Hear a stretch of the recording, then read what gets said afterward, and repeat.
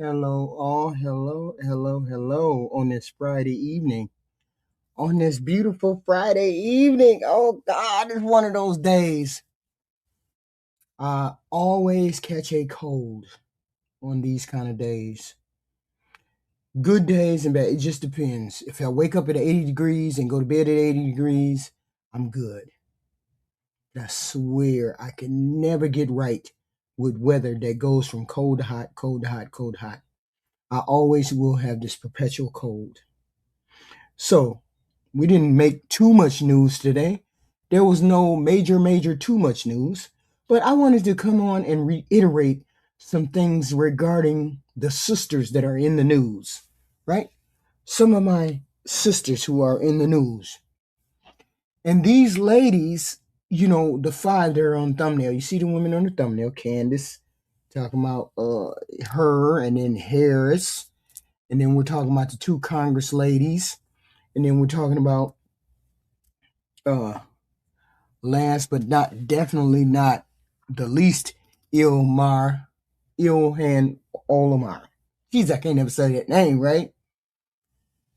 Ilhan Omar, right? Just in the news for no reason, right? Remember yesterday we were watching the hearing with Christy Noel. That lady, the one lady that spoke was the one lady that was that I have on my thumbnail. She actually got arrested for being out there trying to protest what's going on in the news, the ICE raids. She was out there, and now she has charges from Donald Trump, and now she got charges against her. Now she has charges against her. And we don't know, I don't understand what's going on with this president. That was the moment outside of an immigration detention center in Newark where the Justice Department claims a Democratic Congresswoman, LaMonica McIver, assaulted a federal agent. She is strongly disputing the charges. Justice correspondent Scott McFarland is following this and joins us now. Scott, so what is the government saying? And naked morning, we could see those charging documents as early as this morning in this case of 38-year-old LaMonica McIver, a first-term Democrat from New Jersey. The video from earlier this month outside the Delaney immigration facility shows the confrontation with federal agents, McIver, a couple other members of Congress, and Newark Mayor Ras Baraka. The group was there for a routine inspection of the facility, but after Baraka was arrested, the scuffle ensued. McIver calls this a purely political prosecution and says it was the agents who created an unnecessary and unsafe confrontation. The misdemeanor case against Baraka was dropped Monday by the U.S. attorney. She said for the sake of moving forward, but at the same time, the U.S. attorney announced this assault prosecution of McIver. The Department of Homeland Security argues the group stormed the gates and that no one is above the law, but Democrats are rallying behind McIver. Gail, they're saying this is an attempt by the Trump administration to intimidate members of Congress. And I believe it's so. I believe that is the case. I was under the impression that Congress people could go into those kind of facilities, I guess with some notice and maybe at will. I don't know. I guess they could, at some particular point, they would have to tell someone that they were going. But there's no reason on God's green earth that you would have men who are supposed to be a part of this Constitution Republic, people who are supposed to be working for the federal government, manhandling a congresswoman. That's wild. Just like it was wild when they threw Padilla to the ground in California, a sitting senator. They did the same thing. When you have no accountability, these things happen. There's no way she should be charged with anything, although she should have had more security. She should have thought a little bit more logically instead of showing up at that facility, because these ICE agents don't have respect for people, Congress people, senators, etc., etc. They don't have respect for any of those people. So I don't know why you thought it was something different. There's nothing wrong with her. I'm not blaming her at all. What I am saying is be situationally aware of what may or may not happen. And she knew when she showed up there, maybe this would happen. We don't know. But I definitely would have been prepared for them to do what they do. So hopefully she is prepared to deal with the law, because this Trump administration loves to put people in compromising situations, compromising legal situations where there should be none. And just because you speak out against the president doesn't mean that you need to be arrested for the things that you do. I don't think she did anything wrong. She's supposed to be able to show up and inspect places where people are being taken. The government is taking these people, and that's what she did. But situational awareness would have got you a little bit more gravity.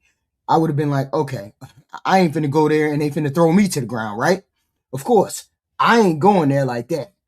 But some people don't have the kind of thing, that wherewithal to understand. So she, right now, is still charged. What is she still charged? She's charged with? She is indicted on multiple federal counts related to the alleged, she is indicted on federal charges for allegedly forcibly impeding and interfering with federal officers during a protest incident at a facility in New Jersey. See, what they have a problem doing also is putting charges on people falsely. Putting charges on people falsely. And this is another thing she should have been aware of. They were going to put false allegations on this lady. As you can see in the video, wait a minute, hold on, where's the video? Let me see. As you can see in the video, let me rewind it. Let me go back. I don't see her hitting anybody. That was the moment outside of an immigration detention center in Newark where the Justice Department claims a Democratic Congresswoman, LaMonica McIver, claimed that she hit somebody. I've heard this accusation a couple times from this administration. Well, this person got hit. Well, this person disrespected, or this person did X, Y, and Z. These people are not above lying. You cannot see their face. They have masks on. So if they have masks on, how are you going to be able to identify, pinpoint who threw you to the ground or who did X, Y, and Z? Assaulted a federal agent. She is strongly disputed. She assaulted a federal agent. Now you know the charges. Justice correspondent Scott McFarland is following this and joins us. So I don't think so. I think they lying on the lady. Maybe she was a little aggressive. Maybe that might be the case. But they're supposed to be able to go into those places and see X, Y, and Z, especially if they give them prior notice. And I'm pretty sure she knew there was going to be some bullshit going on, so she gave them prior notice. And look what they did. Hey, Senator Padilla got thrown down in a damn meeting. He got thrown down in a damn press conference in front of reporters. In front of reporters. They threw him on the ground. So it shouldn't have been a surprise that this is what was going on. It shouldn't have been a surprise. So that's our first congresswoman that fucked around and found out. But now we get into these people that are questionable in their behavior. This is people who are questionable. This is the young lady, Sheila Cherfilus, I can't even say the name, McCormick. Sheila McCormick, a Democrat, a Democratic representative from Florida. Thank you for joining us tonight at 10. I'm Louis Aguirre. And I'm Janice Fernandez. We want to get right to your top story tonight. Breaking news. A South Florida congresswoman indicted, accused of stealing millions of dollars in federal disaster funds and using the money to support her congressional campaign. Congresswoman Sheila Cherfilus-McCormick now facing federal charges. She'd already been under investigation by the House Ethics Committee this summer. We have team coverage of the indictment tonight. Local 10's DC Bureau Chief Ben Kennedy standing by with reaction from Washington. But we begin with Local 10's Aaron Mabin in Miramar with the charges. Aaron.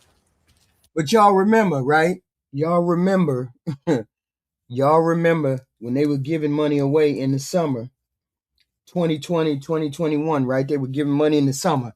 What the hell was that called? That money they was giving away. What y'all know what I'm talking about? That money they was giving away. And everybody named mama, all in places in New York. Everybody was getting, everybody, hey, you right, make sure you just pretend like you're a business owner and you can get the money. You know what I'm saying? A lot of people did that. A lot of people did that, right? Some of y'all got out of pocket. Some of y'all got way out of pocket. And this congresswoman right here got way out of pocket when she did it. Because she probably did the same thing. This Democratic Sheila, a representative from Florida. Sure, I keep saying Sheila, but her name is Cherfilus. Janice and Louis, within the last hour, attorneys for the Congresswoman said they plan to fight to clear her name. Everybody feels like they're under attack. Tonight, a federal grand jury indicting Congresswoman Sheila Cherfilus-McCormick and several associates, accusing them of stealing millions in federal disaster funds, laundering the money. See, if you fucked up with that money, then you deserve to go to jail. If she fucked up with that money, she deserves to go to jail. $5 million, stealing $5 million in federal, FEMA funds, and funneling some of it to her 2021 congressional campaign, along with related conspiracy and financial charges. And it was related to her and her brother. If you and your brother started stealing money, honey, y'all should go to jail. They should throw your ass under the jail. And using part of it to support. And I can believe it too, because somebody just put in the chat, Tom Brady asked for PPP loan. Everybody and their mama was getting PPP loan. That was PPP loan.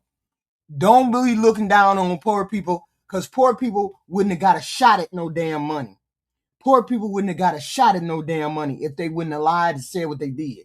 I'm not advocating that they do. I'm just saying poor people apply for it, and rich people who know motherfucking well they didn't need no money apply for that PPP loan. Them rich people apply for that PPP loan. They were giving that money away like water off a motherfucking duck's back. That's wild. Her 2021 congressional campaign. The money we invested was to make sure that we can touch the people in the community, but the money didn't determine this election, because most people who put a lot of money in their community, in their campaigns, they don't win. Federal prosecutors say Cherfilus-McCormick and her brother Edwin Cherfilus ran a FEMA-funded COVID-19 vaccination staffing contract. See, I hate when I see people who could have did a good thing. They could have did a good thing, but then they turned out and then they fucked up, and then now they doing a bad thing. Now they're getting caught for the bad thing.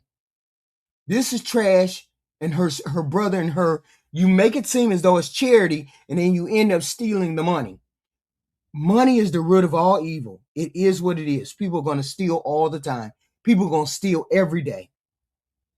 The point is to have safeguards in place. But you can't police money like that. You know, she should have known they were going to look for her campaign money. What started this whole thing was the fact that she put the money in her campaign.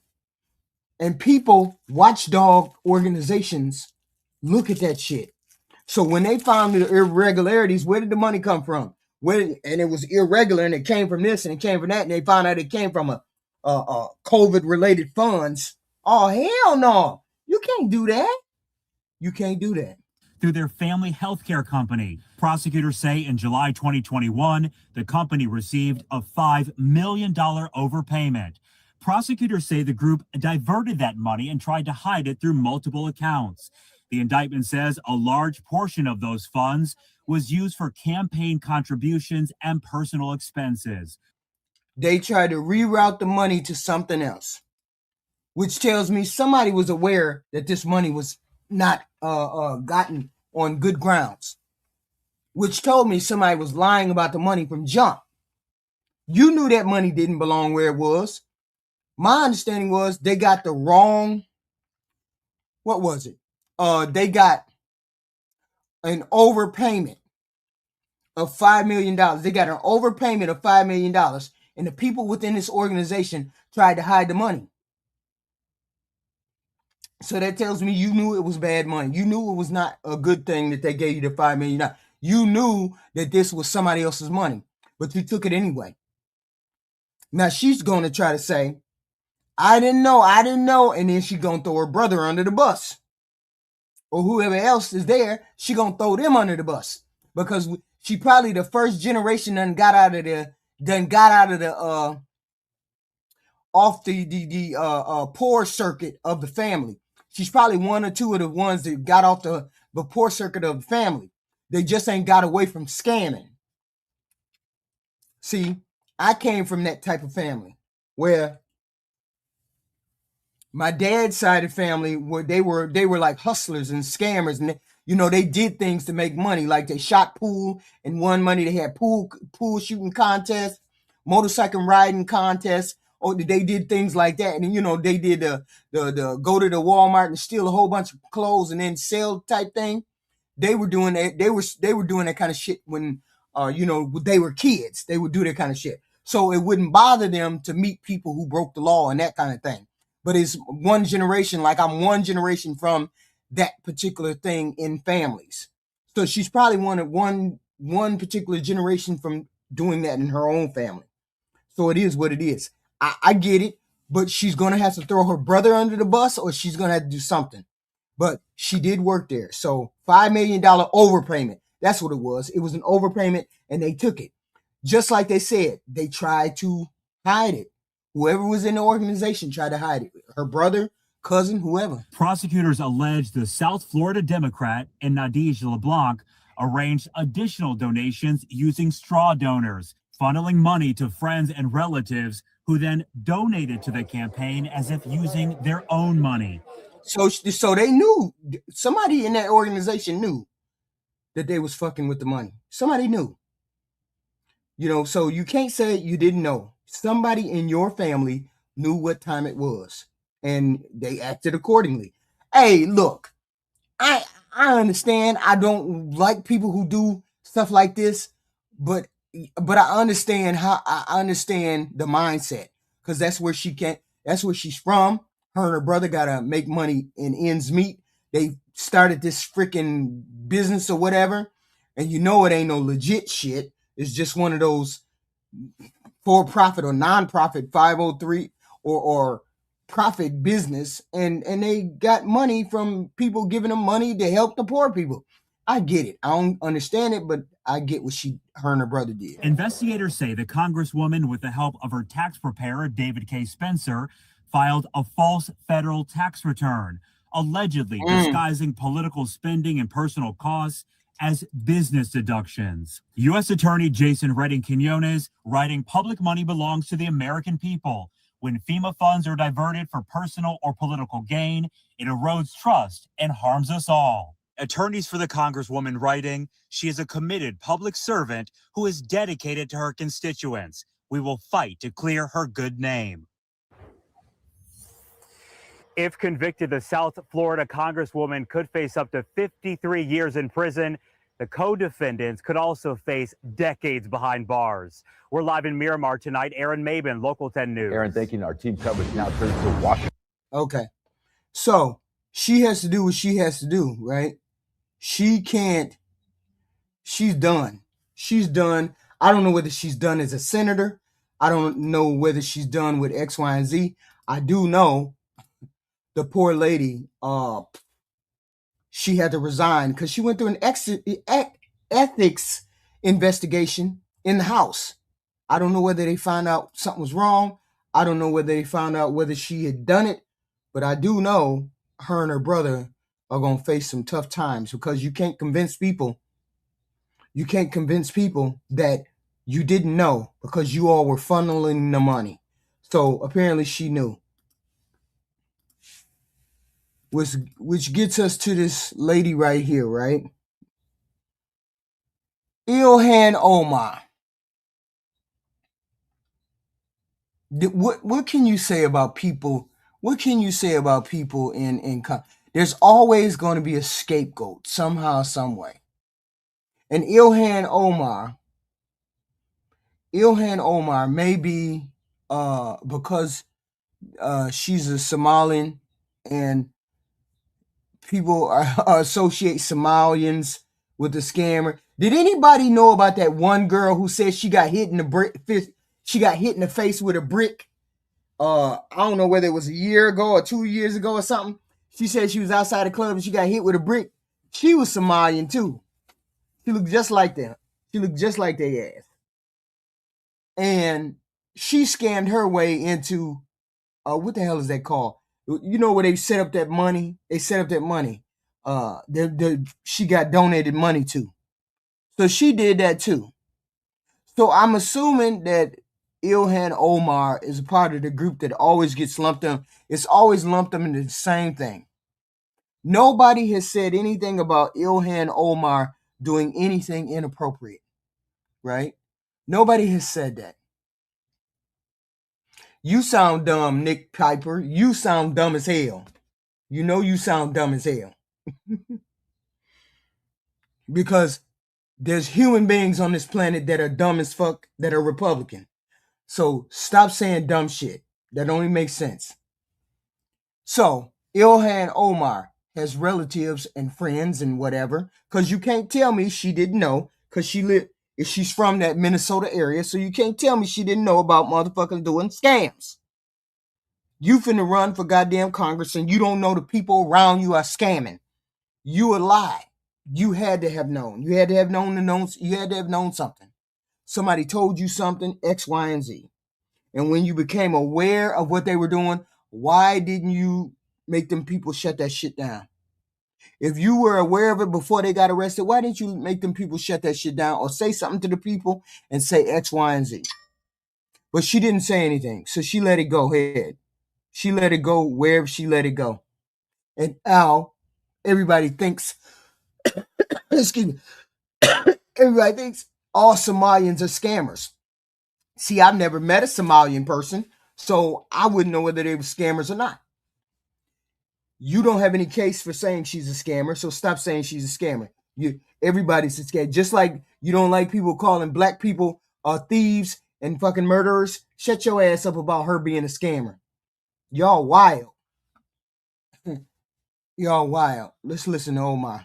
Ilhan Omar, welcome to the program. Thank you, Margaret. We have a lot to get to with you, but I want to pick up on where the Treasury Secretary just left off. He alleged that people who... Yeah, she supposedly went. Wait a minute, hold on. Stop right here. Wait a minute. Let me show this one first. Because these people be out here investigating. These people be out here talking for real. Let me show you this one first. Before she actually saying. And we're not going to stop asking them. So here's our question tonight. Once again, we have this rumor that's been out there for years that Minnesota Congresswoman You don't even make no fucking sense, Mills. Because I don't even know anything about breaking the law. You don't even make no fucking sense. Ilhan Omar. That's you all's problem. You don't make fucking sense. You just be talking. Allegedly, reportedly married her brother to get him into the country from Somalia, which is a federal crime.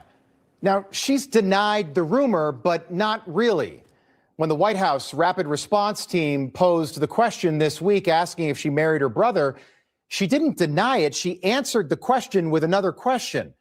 But don't you think if there was a rumor out there, say that you married your brother, you might try and get in front of that one and maybe come out and make it perfectly crystal clear that it's not true, that you never married your brother? I know I would. No matter what it took, I would make it clear that I never married my brother. I've got two, and we've never been married, as far as I know. We haven't. So why hasn't she done that? And does anyone else think that it's just a little strange? No press conference with her brother, denying the rumors, no documentation, nothing. Very odd. It's also very strange that we still have no idea how Ilhan Omar got all that money. How did she get all that money? A Somalian refugee in the 90s. That means nothing. There's a whole bunch of damn Congress people that got money. Just like Margaret Taylor Greene went from 700,000 to 25 million. What do you mean, where'd she get all that money? You need to be asking every congressperson. So that doesn't mean jack shit. Because every congressperson has people donating money to them. And she's married. And her husband is rich. Ex-husbands are rich. So you asking the dumbest ass questions. It doesn't matter how much money she has. She's in Congress and those motherfuckers take handouts all the time. So it's not a matter of her scamming. She didn't need a scam. She's married to two men and she was working in Congress. Working in Congress can get you paid. Okay? So we don't know what the fuck she did. You don't know jack shit about her background. Nobody said anything about her defrauding anybody. So we're not even going to go there. What I am going to hold her accountable for is the fact that she had to have known her people was doing this shit. That's all. In 2020, her net worth was... Hey, I'm not even going to hold her accountable about fucking marrying her brother. Who gives a fuck whether she married her brother or not? That fucking don't make no sense. Some of y'all be fucking your sisters and your cousins. Excuse my French. Right around $65,000. Today, it's over $30 million. It's also strange that she created a program called Feeding Our Future, which mysteriously was robbed of $250 million by Somalian refugees from Ilhan Omar's district.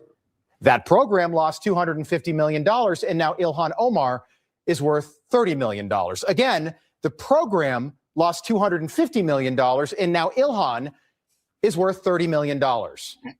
Does anyone else think that's just a wild coincidence? Yes, of course. It's perfectly plausible. She's in Congress, and all of them motherfuckers are rich. So her having $30 million don't mean jack shit.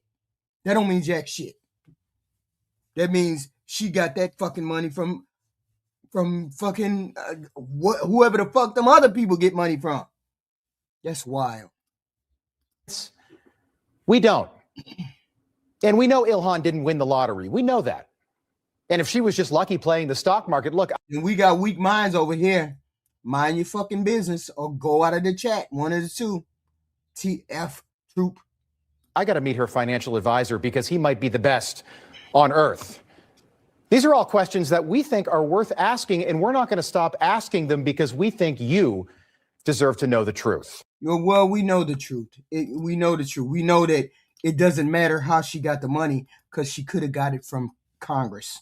She could have got it any number of ways. And I'm pretty sure she probably got it just like the rest of them in Congress,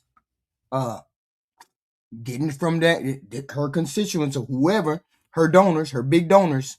She probably got it from them. And we're joined now by Minnesota Democratic Congresswoman Ilhan Omar. Welcome to the program. Thank you, Margaret. We have a lot to get to with you, but I want to pick up on where the Treasury Secretary just left off. He alleged that people who were tied to you or your campaign were involved in this broad, brazen scheme to... Well, what happened exactly? Feeding Our Future, which was one of her, it's a big one. Everybody cites hers. Feeding Our Future. It was a federal fraud case involved in misusing. Damn, I wish you know what? Damn. Anyway, misuse of pandemic era child nutritional funds. It was federal fraud case. 70 people, individuals charged. Total alleged fraud, hundreds of millions of dollars. Some defendants were Somali, some were not. The oversight failed. The oversight that Ilhan Omar should have been doing, or the people she put into place should have been doing oversight to find out that they... See, the thing is, that's a lot of money for a long period of time for people not to have looked at it and said, Ilhan Omar must not have been looking at the books. She must not have been paying attention. I don't understand why she did not know. Okay? Why you did not know something, right? So the program's oversight failed at the state and federal level. Why you didn't know something? Okay. So Minnesota people had tens of thousands of Somali. So Minnesota has tens of thousands of Somali residents that live there. Okay. Most Somali-run nonprofits were not involved. Most Somali-run nonprofits were not involved. Fraud cases exist in every state and across racial groups, especially the COVID fund. There was rampant fraud throughout the COVID funds. So it's not a Somali crime. It's a program failure exploited by a whole bunch of people. Okay, a whole bunch of people got over on those COVID funds. No, it wasn't her job. I'm just saying she was in charge. This was her organization that she started, I'm assuming, And why didn't she have some kind of oversight? I don't know. Let's listen. To rip off the Minnesota state welfare system. Do you want to respond to that? Do you know what he is referring to? I really don't, and I don't think the secretary himself understands what he's referring to. We obviously had people who were able to donate to our campaign that were involved. We sent that money back a couple years ago. And actually, I was one of the first members of Congress to send a letter to the Secretary of Eg asking them to look into what I thought was a reprehensible fraud that was occurring within the program. So this was, just for our audience, the Biden-era Justice Department called it the largest COVID fraud scheme in the country. And this was pocketing COVID-era welfare funds, more than $1 billion in taxpayer money that was stolen. It was pretty shocking. Of the 87 people charged, all but 8 are of Somali descent. And that has added to the spotlight being put specifically on your community. Why do you think this fraud was allowed to get so widespread? Well, I want to say, this also has an impact on Somalis because we are also taxpayers in Minnesota. We also could have benefited from the program and the money that was stolen. And so it's been really frustrating for people to not acknowledge the fact that we're also But see, there was so much. It was millions of dollars. Wait a minute. It said million. Is it millions? Let me see. Tens. Okay. How much money was stolen? Federal. What was the amount? Hundreds of millions of dollars. It wasn't billions of dollars like I think some people said. It was millions of dollars. But it could not have been millions of dollars in no 1 month period. It had to be over years, over at least 2 or 3 years, because of the COVID. At least 2 or 3 years. 70 people, and she figured it out when? When did she figure it out? That was the question. As Minnesotans, as taxpayers, really upset and angry about the fraud that has occurred. Mm-hmm. So do you think, though, that there was a failure by the Democratic state government to police itself? Has nothing to do with being Democrat or Republican. It has to do with human beings doing fraudulent things and human beings not being able to police their state. I don't know what kind of stopgaps you guys had. We don't know any of those things. All we know was the government was throwing money. You know it and I know it. The government was throwing money at people because of COVID. There was all kinds of scams because of COVID. These people just perfected it, and they one after the other, and they just kept their mouth shut. The government, and everybody knows the government was throwing money at everybody. It's a brazen, fraudulent activity here. Yeah, and that is what I alluded to in my letter that I'd sent to the Secretary of Eg, was to see where things were going wrong. How can this amount of money disappear fraudulently without there being alarms being set off? And it is something that, we have to continue to investigate. We have to continue to ask those questions. Because, as you know, one of the initial defenses by the organization at the heart of the fraud, Feeding Our Future, was to claim the probe was due to racism. What did I say, Chuck? You Farley. Stop talking goofy. Everybody's seeing there's goofy people in the chat. I keep forgetting that some of y'all take medication. There's fraud in Republican and Democrats businesses. Let me say it again. There's fraud in Republican and Democratic businesses. So please stop saying the goofy shit, okay, about Democrats. Please stop saying the goofy shit. Do you think that this was all about negligence or that it was like political fear of alienating the Somali community? So you have to remember that the woman who led the program is a Caucasian woman. And that was her way of making sure that this would continue to happen by using whatever rhetoric that was available to her. We do know that when the money was stopped, they did sue. The AG, Attorney General Keith Ellison, defended the department in that lawsuit. It was a judge that said it should continue, that money should continue to go out. And so this wasn't something that people were not looking at. There was always those alarms, and we will continue to understand where things might have gone wrong as these investigations continue and as these fraudsters are prosecuted and sent to jail.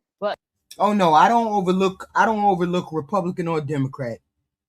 I could have went through and I could have found Republican who done did fucked up things in the system. I could have did that and then been like, oh, it's on the both sides. It's on Republican and Democrat. No. I just took the people that were out front right now. I could have went all the way back and said some heinous shit about X, Y, and Z. No. These are the ones that are in the news. They happen to be Democrat. You notice I'm calling out the Democrats. But can we please focus on what the fuck we're talking about? Republicans steal. Your president is a perfect example of that. Republicans steal. Democrats steal. Look at Marjorie Taylor Greene. She go in there with $700K. She come out with $25 million. If that ain't a fucking scam, I don't know what is. Okay? So stop it. It has nothing to do with Democrat or Republican. It has to do with the moral character of the person. It's going to have impact for your community because we've already heard that the head of Medicare and Medicaid say they're going to have a new policy that applies to Minnesota. You heard the Treasury Secretary say they're investigating. But there's another thread here because House Republicans and the Treasury Secretary just now talked about a link to terrorism, a possible link. He said they're just now beginning. But what the hell does that have to do with terrorism? It has nothing to do with terrorism. It has to do with people who scam. It has to do with people in a moral character. That's the problem. The moral character of these people who stole all of that money is the issue. Okay? Ilhan Omar just happened to call it out. It's her community. She should call it out. I'm just saying, she is in charge of the Feed Our Future case or the Feed Our Future organization. Somebody should have caught that before now. Okay? But they didn't. To look into it.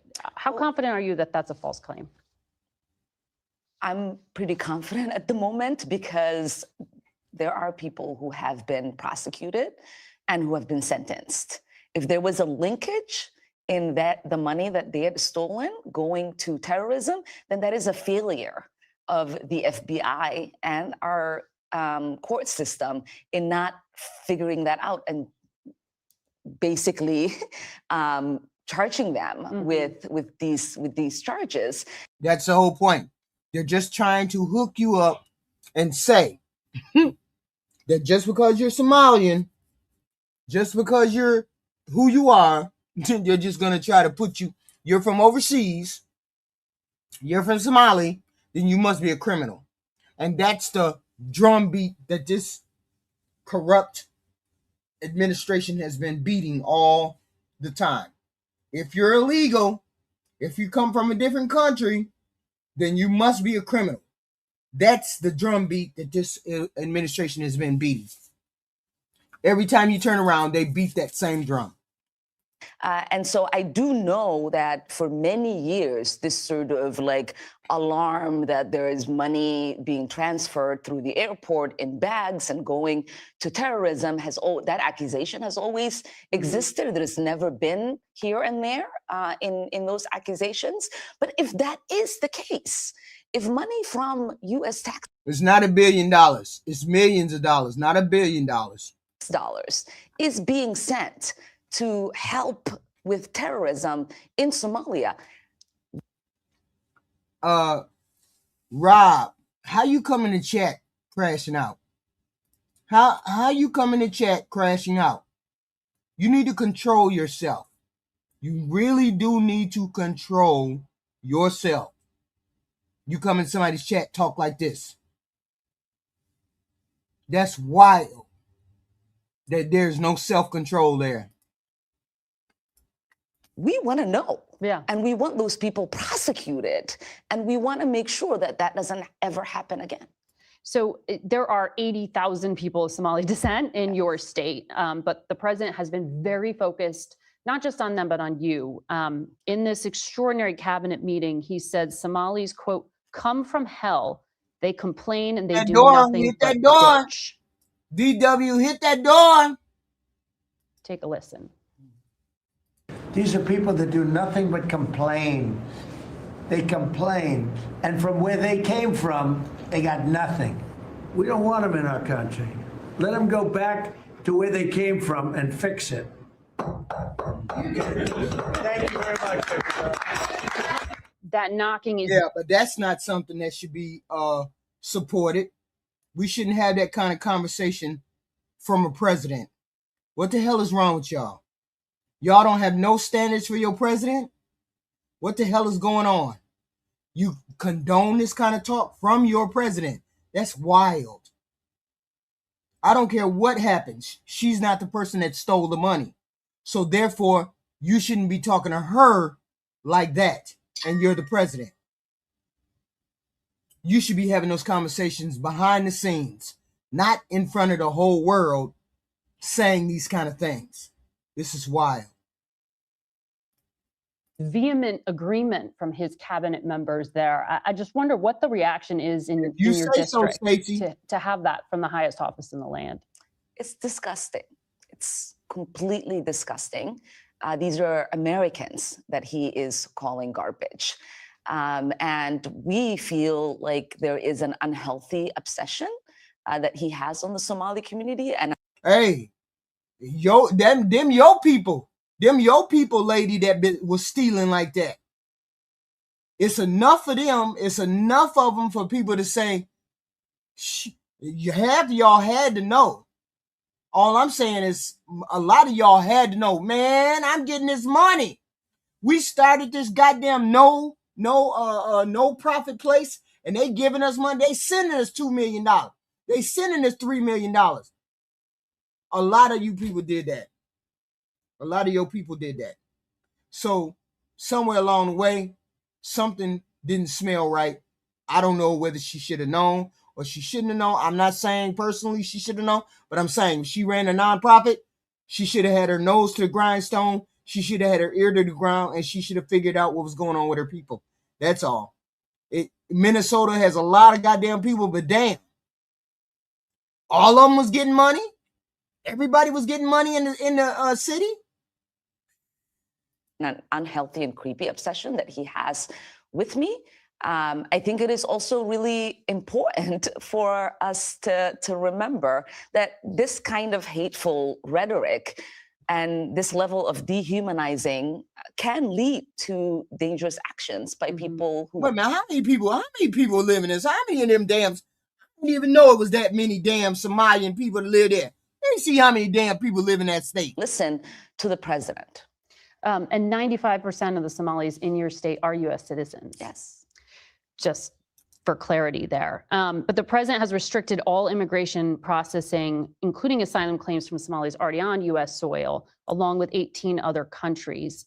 ICE reports it has rounded up about 19 people, and they put out press releases with the images of about 5 of them that they say are the worst of the worst. Is that the entirety of the crackdown to date? Yeah, so far we know of the people that they've picked up in Minnesota. About 5 of them are Somalis. And from what I have read and from the people that I've spoken to, all of them had already had orders of removal. So these are not people who are undocumented, but people who have committed crimes and who should have already been sent out of the country. I want to ask you about something else that the architect of the president's immigration policy, Stephen Miller, said. On Thanksgiving Day, he posted, "No magic transformation occurs when failed states cross borders." At scale, migrants and their descendants recreate the conditions and terrors of their broken homelands. What do you make of this argument of failure to assimilate and sort of ruining America? How do you understand that reporter asking all them shitty dumbass questions that Trump put out there? That reporter is saying all the shitty shit that president's saying. She asking all the dumbass questions that the president said. Cause he sound goofy when he said these things. The president sounds goofy as hell when he says these kind of things. Cause you sound goofy. And she's saying everything that the president asked. Did she they need to go back, they need X, Y, and Z. She's saying everything he's asked. I mean, when I think about Stephen Miller and his white supremacist rhetoric, it reminds me, yes, it reminds me of the way the Nazis described Jewish people in Germany. And you know, as we know, there have been many immigrants who've tried to come to the United States who've turned back, one of them being Jewish immigrants. We know the way that people were described who were coming from Ireland, Irish immigrants. We know the way in which people were described back then when they were Italian immigrants. And to me, you know, we're, yes, of course, ethnically Somali. We are in this country as Americans. Yeah, but I done heard a lot of y'all say y'all not black too. So for somebody to come out and say they're not black, just all full chested tells me you either y'all don't know about your own people and you're trying to distinguish yourself from Black American. See, I ain't gonna take that slap. I ain't gonna take that slap personally. But you know, somewhere in the back of my mind, I take that shit personal. But it is what it is. She ran an organization. They ran that money through her organization. Some of them did, which tells me she should know. She should have known somewhere, somehow, what was going on. But she ain't been arrested. Ain't nobody been arrested her family. She probably knows plenty of the people that have been arrested. They've gotten those people. They've gotten those people for those crimes. They're still looking for more people who got money. They funnel money. Maybe they funnel money back to... Where the fuck would you funnel money back to? Well, I guess you would funnel money back to Somalia for family. And why wouldn't you send for those people? Yeah, they were sending that money back to Somalia, sending it all back there. Okay, what the hell was they sending money back to for? Are they trying to build up that country? I ain't familiar with Somali, ain't trying to be familiar with Somali, ain't doing none of that. So maybe they was trying to help their country out. I don't know, but it is what it is. That's crazy. She should have known. All I'm saying is she should have known. Don't be mad at me. She should have known. Then we get to, because this is an ever-evolving story. So we gonna watch this unfold. Man, that'd be fucked up if they got them all deported. All y'all gotta go. All y'all gotta go. Y'all get deported. That'd be fucked up. That would be real fucked up. Of course she knew. I think, you know what? She ain't gonna tell on her people. She ain't finna tell on her people, so yeah, it is what it is. She ain't finna tell on her people, so we just got to think whatever. She ain't gonna tell on her people. Okay, this is our next story. All right, y'all, we got to talk about this. So there's an article in the New York Times, and it's titled, Kamala Harris Isn't Ready to Be Written Off. No. We talking about Kamala Harris. I'm just gonna have to say it. I just gonna have to say it. I ain't cool with Miss Kamala Harris running for no president again. Please don't run for president again. Please don't do that. That's all I'm saying. Nothing wrong with her. We ain't finna denigrate her. I ain't finna do that. All I'm finna say is, please don't run. Because please don't run. Why I say please don't run is because the same reasons that you didn't get elected before are still there. is just even worse right now. Whatever you thinking, please don't do it. Off. Okay.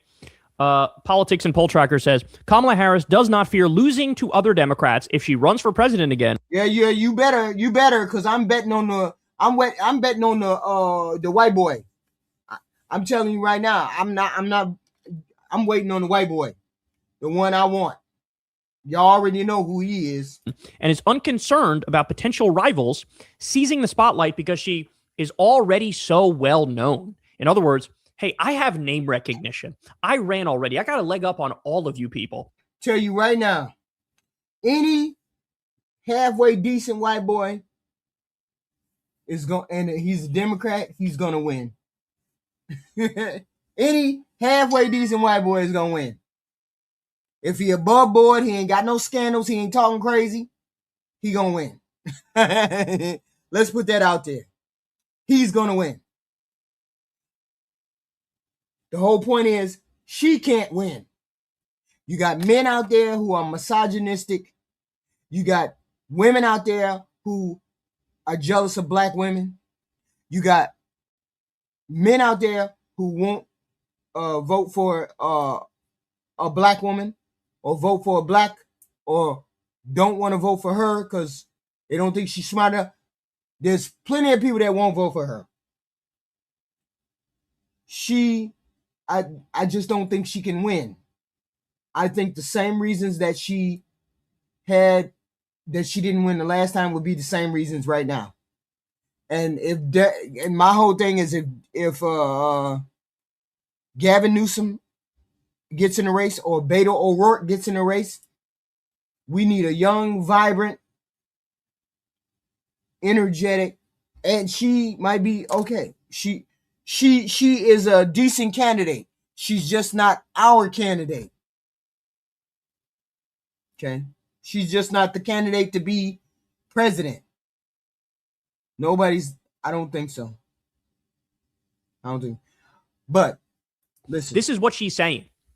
So this is how we figured out she was going to run, or she's trying to run. I read the whole article. I went through the whole article. As you all know, she's in the midst of this book tour and she's going all over the place. Now, as a general rule, usually when a politician releases a book, that's a sign I'm going to run for office. Right now, she already ran. The book is nominally about what happened to 107. No, she's an intelligent black woman. I know that there are plenty of people. I can listen to and look at the comments in the section. I can look in this chat. We got the victimhood with the white boys. We got the white boys feeling sorry for themselves. Man, everybody discriminating against me. I'm losing in this world. No, they not gonna vote for no black woman. We got a lot of white victims dudes in the chat. 7 days when she had to be the heir apparent and run, right? But still, the fact that she released a book and now she's on a book tour, that's sign number one. That's piece of evidence number one, okay? That she's really, really considering running again. If not, she already made up her mind and she's playing hide the ball with that. Okay, yes. More. Yeah. So listen to this. This is from the article. Quote, her team has formed a political action committee called Fight for the People, and she has reached a deal with the Democratic National Committee to pay roughly $7 million for her email list. Two people briefed on the arrangement said. Okay, so right off the bat, having a political action committee and having the DNC basically give you $7 million for nothing for your fucking email list. What's that about? Well, that's piece of evidence number two. And you might even be able to say 2 and 3, because those are two separate things there. $7 million from the DNC, and you have your own political action committee. Okay. A first payment has already been made. She plans to ramp up her political activity in 2026. All right, that's piece of evidence number 4. Right there. More. Ready for this? To me, this was the one that I was like, okay, pound the gavel. She's definitely running again. Quote, Kamala Harris made more than 40 congratulatory calls after the election to new state senators in Mississippi, incoming city council members in South Carolina, and even a school board trustee in Idaho. Yeah. That's piece of evidence number, what are we on, 5? Also in the same article, she goes after Newsom. She calls out Newsom, goes out. Yeah, so all of these little things. all of these little indicators say she's going to try to run. She's feeling the atmosphere. She's putting her finger in the wind. She's a brilliant candidate. She just cannot win against the goofy goofies, the people, the goofy goofies. She can't win against the goofy goofies. It is too much victimhood with white men out there these days. It's just too much, and she can't win. After Newsom talks about him slighting her when she became, the Democratic nominee, gives a little bit of the tea and the backstory. They even reach out to him for a comment in this thing. Why is she going after Newsom? Right now, according to most of the polls, he's the favorite for 2028. So she's going after him, trying to knock him down a couple pegs. Okay. Why would Kamala call 40 different people for winning elections, even going down to like local level Democrats who win elections? Look, I mean, I'm sure she's a perfectly extroverted person and she likes talking to people, et cetera, but you don't do that unless you're trying to stay in the game. You don't do that unless she's playing old school politics. Now, what's old school politics? Good old boys club. So now I'm in the club. I'm part of the club. I will talk to other people in the club and try to maintain relationships with them. It's got nothing to do with, let me try to maintain relationships with working people, with the voters, with the constituents. No, it's about, who are other people that have some semblance of power who I might use in the future? Hey, I called you when you won. Remember that? Then maybe they'll endorse Kamala Harris. She'll have a list of like 200 fucking people who endorse her immediately when she starts to run again. Again, in her mind, giving her a big leg up because she's an old school politician and she views endorsements, especially by elected officials, as like a big plus. So so she seems like she wants to run again. I just don't think it's on the cards for her. I don't think it's on the cards for her because the temperature was there. We still got the same circumstances that we had last year. We still got the grievance because first of all, we still got the men who don't like women. Men like Nick Fuentes who don't like women. Then we have the racism that some white people just won't vote for her because she's black. We got the racism. Then we have Hispanic people who still may have residual feelings for the Republican Party, even though they some of them might still be zombies too. So we have that factor going for us. And then we have the regular old fashioned, she cackles when she laughs. She's not connected to the poor people, X, Y, and Z, all that goofy shit. She still has the same problem. So we still have that victim mentality shit that we got with these white guys out here. Because Nick Fuentes showed us what it was. We're going to be gone in 50 years. We're not going to have a race in 50 years. We're not going to have a white race in 50 years. We got to do something to stop the white race from disappearing. So we got to get rid of all the black and brown people. If we don't get rid of all the black and brown people, we ain't going to have no race. According to Nick Fuentes, and according to him, there's a lot of people or a lot of men or women or whoever who feel that very same way. That they feel like they shouldn't have started, civil rights movement. Because civil rights movement, marginalized white men, that's that white victimhood shit. So we still got that shit going on. All the circumstances that were there last year are there now. So it's all the same thing right now. I think reading this article, I'm pretty fucking sure she's going to run again. And my reaction to that is very simple. Kamala, if you were going to run again, you need to be doing not this. What you need to be doing is getting arrested by ICE. That's what you need to be doing. You need to be, going in front of the media and very clearly and directly and explicitly calling out Trump's warmongering with Venezuela, for example, his endless, relentless corruption that's happening on a daily fucking basis. Call out the concentration camps. Call out Trump invading blue cities. Yes, that's the whole point. The whole point is you need to be calling out the bullshit that this Trump administration is doing All of the bullshit. The fact that he sells pardons, the fact that he's a bought person, he's a bought human being. From overseas, he's a bought human being. They have him by the little hairs, a bunch of people. The files about to come out, the Epstein files, and he's in those Epstein files.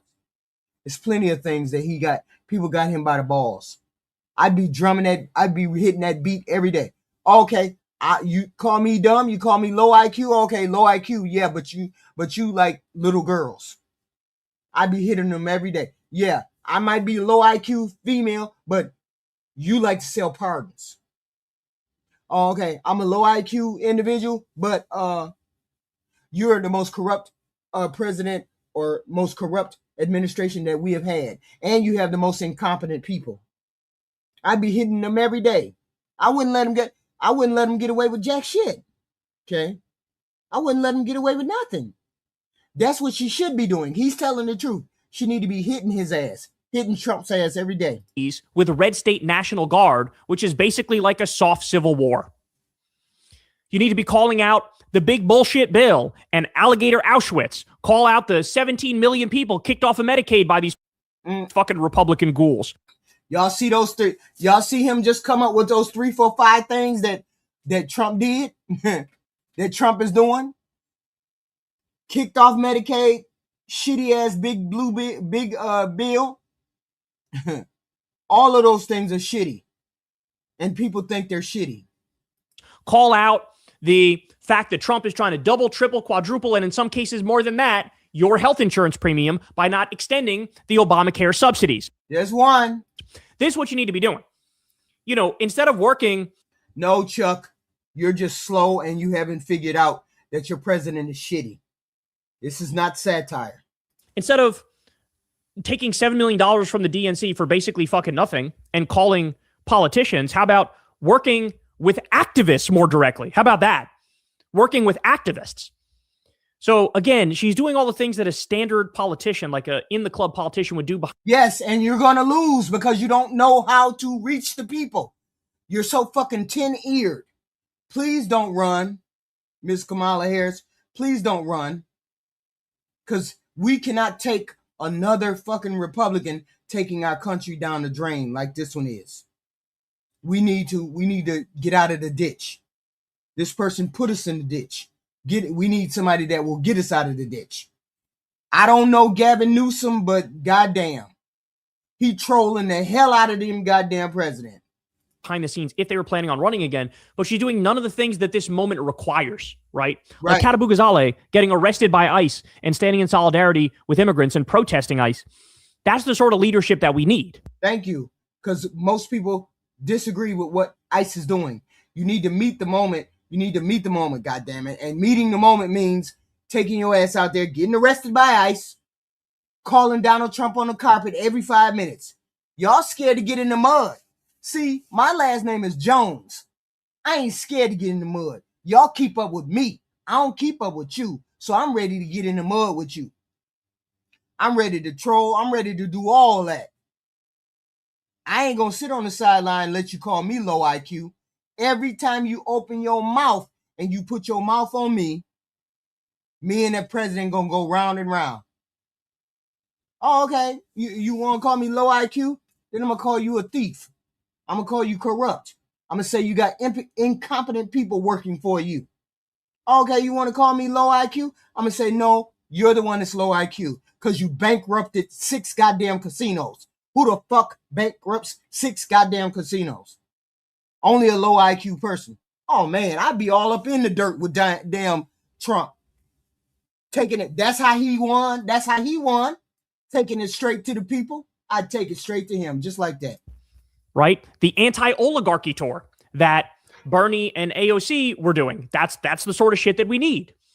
Right? There's so many ways to fight back, but like, I don't know. And if you read the article, you'll get the sense, again, this is the problem. The article is like me. Right? It's like, it's all about me. Kamala Harris, me. And it's like, look, you should be in the White House. Don't get it twisted. This crazy ass motherfucker should not be back in that White House. That's a fact in my mind. But having said that, now that we're fully into fascism taking over the country and the billionaires doing a hostile takeover of the country, right? If you are not fucking front and center being a leader against all this stuff, then I got nothing for you, bro. You're not going to be the one. You're not going to be the one. She was also just at Dick Cheney's funeral. That, to me, that's like, okay. Like Gavin Newsom came out the other day and said he was against raising taxes on billionaires. It's like, okay, you're done. You're done. Kamala going to Dick Cheney's funeral. All right, I'm sorry. You're done. You're done. If you don't understand this moment, how do you not understand this moment? How do you not understand what's happening in this country? Like, if you really get that, the urgency level would be way higher. Mm-hmm. You wouldn't be like, casually doing a fucking interview with the New York Times talking about yourself and your future and what you plan to do. And they drop all these hints about, the fact that she plans to run again.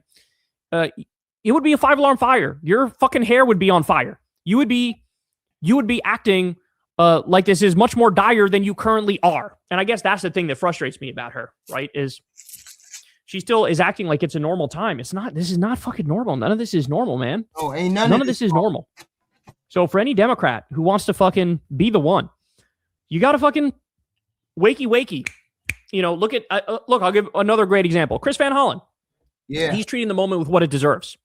He literally went down to El Salvador to meet Kilmar Abrego Garcia, helped apply pressure to the point where eventually he was fucking released. Now, they're still fucking with him and trying to deport him again, but Chris Van Hollen was the one who got him out of CCOT in the first place. If he wasn't part of the picture, if we didn't make all the noise we made and he didn't go down there, he probably never would have been out of CCOT and he would have been getting raped and tortured on a daily basis. Right. That's what a real one does.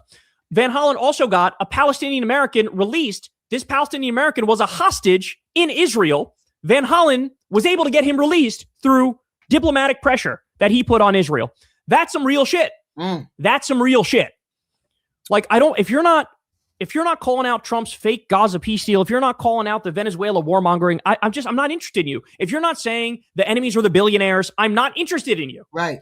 So again, if you want to run, I'm telling you the fucking roadmap. And it's a lot less self-congratulatory bullshit. It's a lot less, let me take you inside my world and talk about me.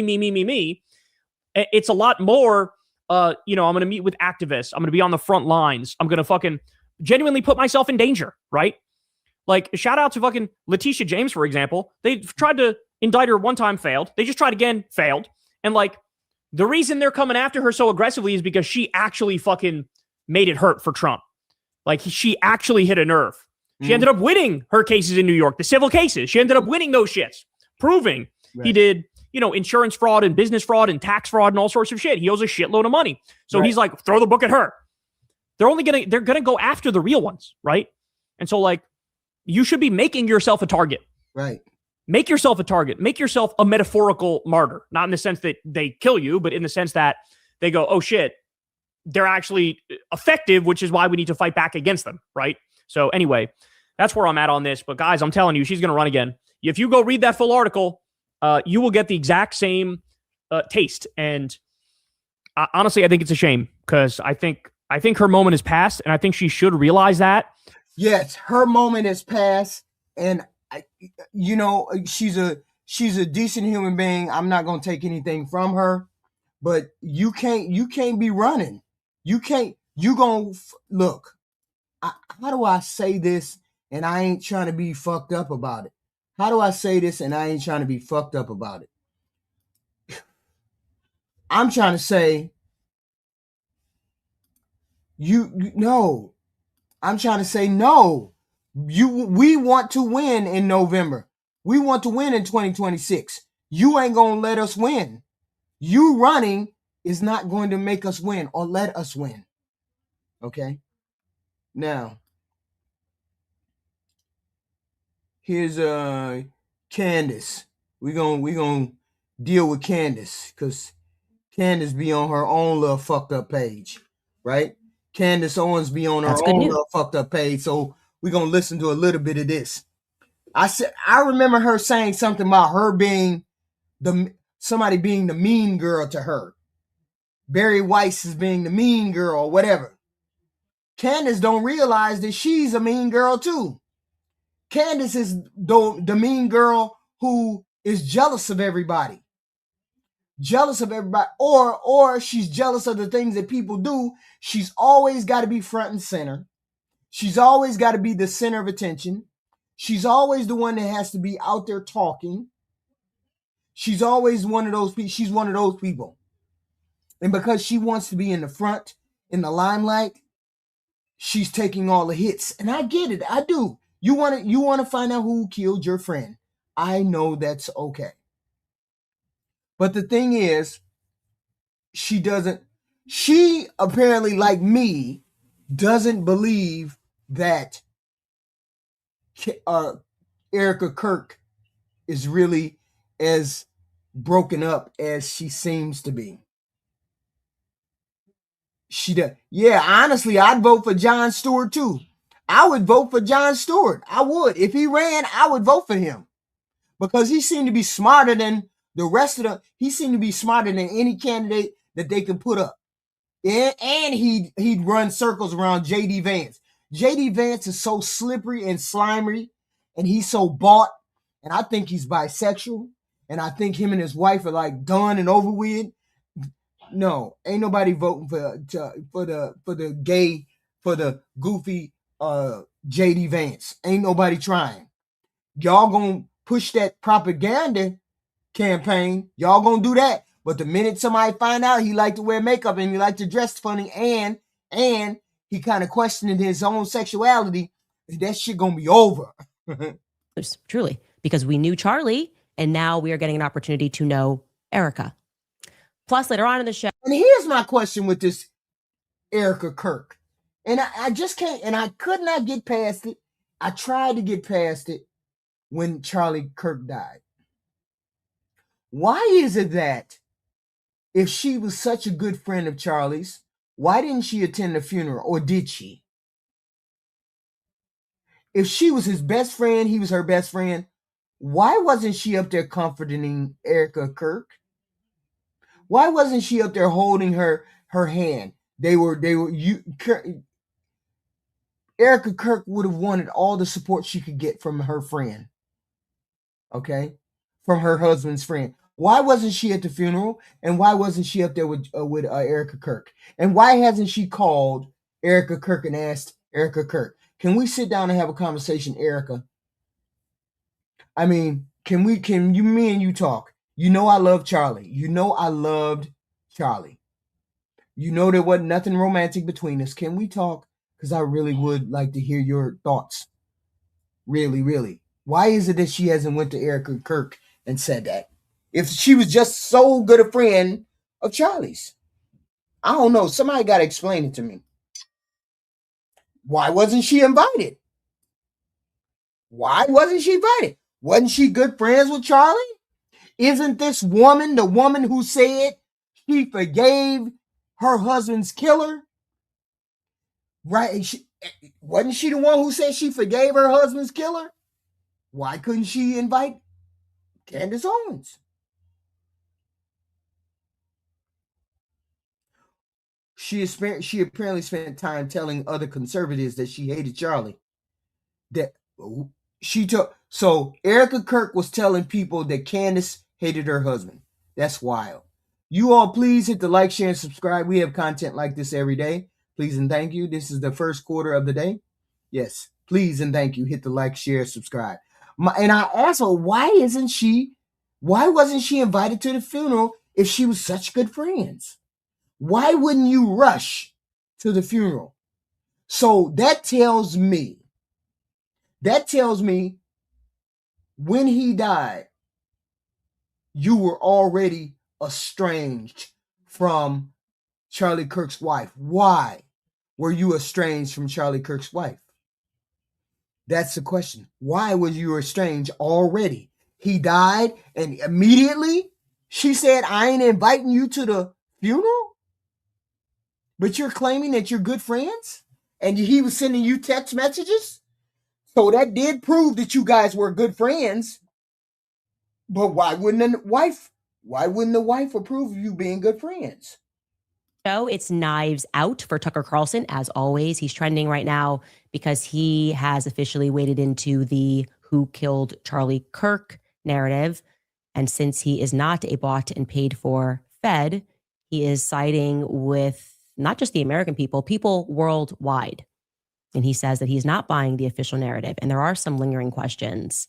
and he confirms what I told you about the Egyptian planes. So that's my whole point. My whole point is there's dirty blood between these two before Charlie died. Why? If I'm really good friends with your husband, why can't I stand you? Why can't you stand me? Your husband was my good friend. Why can't you stand me? So let's jump right back into this. Welcome back to Candace. Okay, I can't do that music because they'd be done cut me off. About that claim. Take a listen. Talk to me about this part of the conspiracies that are out there, this disturbing part that people are trying to guess where Charlie is. Can I have one thing? Can I have one thing? Can my children have one thing? Everything was public.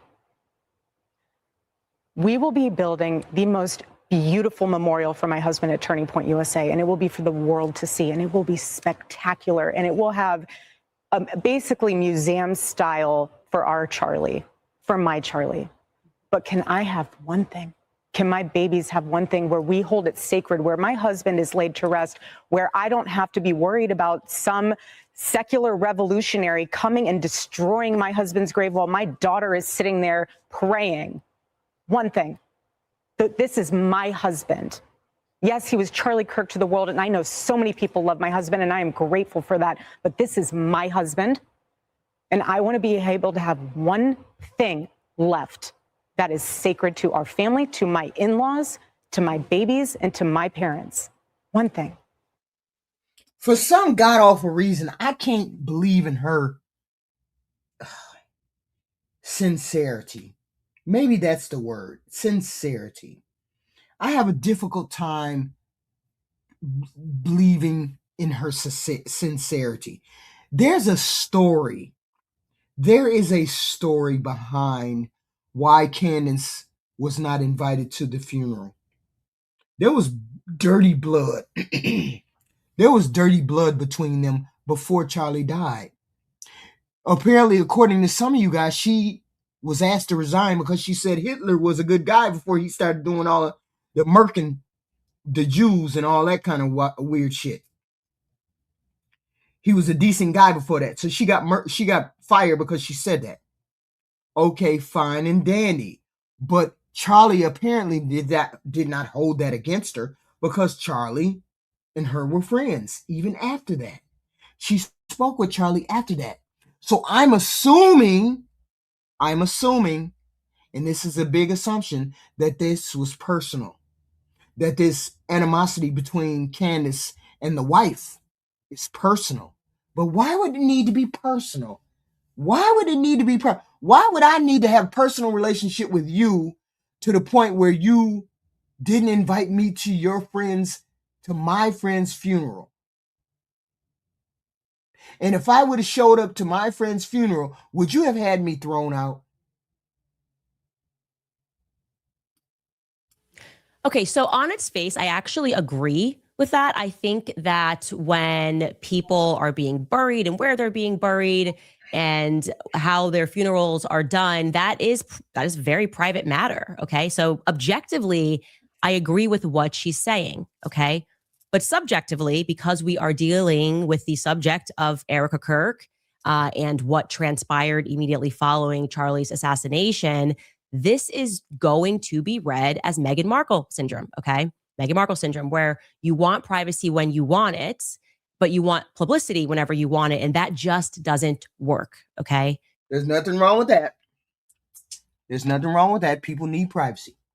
And another thing, somebody explain to me, where the hell is Charlie Kirk's family in all of this? Where the hell is Charlie Kirk's brothers and sisters and his mom and dad in all of this? Why weren't they on why weren't they the inheritors of this Turning Point? Because he had the Turning Point USA situation going before he met Erika, right? So why wasn't any of his family involved with Turning Point? like a brother or a sister or a mom or dad. He's not that old. Charlie Kirk was not that old. Charlie Kirk was 31 years old, which meant his parents would have been around my age, maybe younger. Okay? His parents would have been around my age. So why didn't his parents take over? Well, my son is blah, blah, blah, so I'm going to take over until XYZ. But they knew about Turning Point before she came along. Okay? And that was weird because at the funeral, supposed funeral held by the Trump administration, the most shittiest funeral ever for any human being, the most corrupt fucking funeral ever in the history of funerals. Why didn't we see family there? Why hasn't the family been anywhere? This is wild, which makes it bizarre because this Erika Kirk comes across as really weird. It doesn't work that way. I honestly think it was said best by Bethany Frankel, not related to this situation. Bethany Frankel is on Real Housewives, a reality show. And she was referring to one of the housewives who lived her life very publicly, showcased her marriage, was buying tons of Louis Vuitton bags, and they had tons of money. And then when their relationship soured, the housewife basically asked the public for privacy. And Bethany was like, no, this isn't how it works. Like, we were riding with you on the way up or riding with you on the way out. You don't get to like pick and choose when you want privacy and when you don't want privacy. And subjectively, as it, in the matter of Erika Kirk, this is the same person who had somebody record her over Charlie Kirk's casket. That was not our business, truly. And I can say that decision was made by her. And there is, some credence to the claim that everybody grieves differently. I wouldn't even record myself over a casket ever, okay? Some people maybe perhaps want to have that memory. But the decision... You notice when she talks about Erika, it's always with a sleight of hand. She's always saying, well, I wouldn't do that. I don't see the point in doing that. Erika's not fit to run UTPS USA. Frickin' Candace knows some shit on this Erika chick. I come to the conclusion she knows some shit on Erika, and she's not saying anything because Charlie Kirk had these radical, extreme people who have these weird ass thoughts that want to hurt other people. And so she's not saying anything against Erika Kirk because she might get murked. Because the right wing, they radical. They shoot from, apparently they shoot from rooftops and shit like that. So she's not saying anything. But she got some dirt. She got some dirt on Erika Kirk. She's always cutting Erika Kirk down. She's always cutting her down. To publish that, you crying over your husband's casket, and to publish his dead body on Instagram was a decision that was made by Erika. And we can watch that. Take a look. Oh, I love you. I love you. I love you. I know. I love you. How many of y'all thought that was weird? Stop it. That shit was creepy and weird. Y'all need to cut it out. I love you.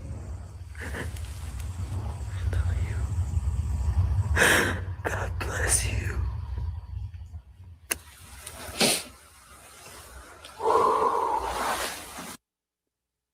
That is an incredibly... That's straight up creep. The minute I touched something that was cold, it was over. That's weird. Personal and an incredibly intimate... On camera?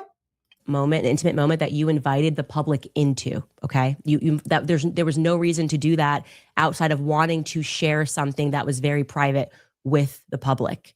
And now you fast forward 3 months removed, and it's why does the public want to know where he's buried? It doesn't. No. Candace and Erika got some dirt behind stuff. Candace and Erika got some dirt behind stuff because Erika said, stop. And Candace took it the wrong way, a different way, and said, I ain't finna stop. So that tells me that Candace got something on Erika, not the other way around. Doesn't work like that. You have to make a decision. I want this always to be private, or I want this always to be public. That's my personal feedback there. Later on in this same interview, she launches into a strong defense of Turning Point USA employees who have, just as a matter of fact, told many lies, many inconsistencies. These are verifiable. So they are currently lying to the public, or they have lied to the public, but she is going to deliver quite an impassioned defense regarding these particular individuals and the organization as a whole. And I want you to hear her passion. Take a listen. What are they taking from you right now? Nothing. But I will tell you what they are doing. It reminds me so much of chapter 6 in the book of Nehemiah. He is building a wall, and the townspeople are at the base of that hill saying, Nehemiah, calling him all these names, saying all these things, come on down. Every single time he had the same message 4 times in a row. I cannot come down. I am busy building. That is how I feel. I do not have time to address the noise. My silence does not mean that I am complacent. My silence does not mean that somehow Turning Point USA and all of the handpicked staff that loved my husband and my husband loved them is somehow in on it. Right. Nobody said, I don't know the story. I don't know the whole thing, but I do know one thing. That woman, if that woman wanted Candace to stop and they were good friends, and she was really good friends with Candace, blah, blah, blah, she would have went over there and said to Candace, hey, girl, this is hurting me. Can you please?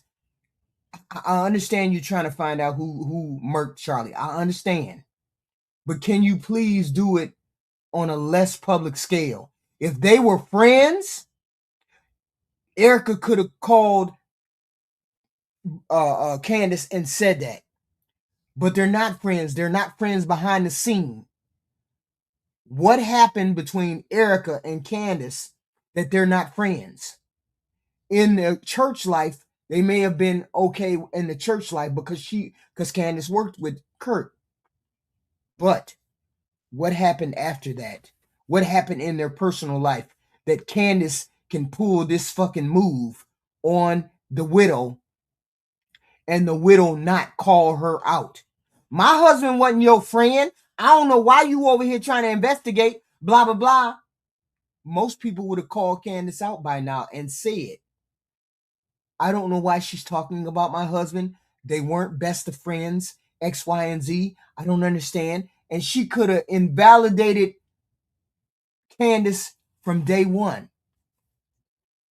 She ain't said jack shit. You notice she ain't said jack shit to Candace. Why not? Why ain't you said nothing to Candace? Why you letting Candace run around and say all this shit? Because Candace is the one who got the upper hand. Candace got shit on this Erika Kirk. What do you got on this Erika Kirk, girlfriend? Because you got something on her. You're busy building. And you know what I thought? I thought these people are human. We are all grieving in our own way. And they are trying to find the answer to something that happened that was so evil. They are trying so hard. And I get that. We're doing the same. Anytime we hear a lead or anytime we hear anything, we send it to the authorities. Please dig into this. No. You crazy, you crazy. They picked the worst actor? No. She seems cold like a stone. I'm not saying that she doesn't care for her husband. I'm not even on that side of it. You know, I take her at her word. She loved her husband. I take her at her word. She's doing some very suspect things by doing these things on camera. But that's wild. Something is going on. And I believe Candace has the upper hand. Because Candace is a mean girl. If y'all don't know, Candace is a mean girl. Candace is that girl that was smart in class and she had all the goods on everybody. And when she wanted to, she would trot those goods out. She would trot the plot out on everybody and then tell what the bad shit is. She's doing that right now, except she's not calling out Erika Kirk. She's holding back what she has on Erika Kirk. You all please hit the like, share, and subscribe. We had this content every day. We just looking at Candace. Candace is our last lady for the day because Candace just got so much going on. So much. No rock will be unturned. I want justice for my husband, for myself, for my family, more than anyone else out there.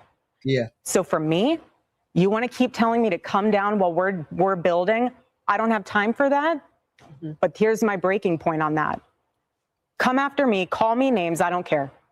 Call me what you want, go down that rabbit hole, whatever. But when you go after my family, my Turning Point USA family, my Charlie Kirk Show family, when you go after the people that I love, and you're making hundreds and thousands of dollars every single episode going after the people that I love because somehow they're in on this, no. Here's the thing. She don't have to do this for money. Candace don't have to do none of this jack shit for money. She don't. Candace is in it for the fame, the propaganda, the I'm the best girl at this shit. That's what she's in it for. Okay? When I saw Erika Kirk, I said, ain't no way her motherfucking ass is no trad wife. Ain't no way she no trad wife. Shut y'all's ass up. She got rings all over her hand. She don't dress like no trad wife. She ain't no trad wife. She's cosplaying. I don't know what and how, but she damn sure ain't no trad wife.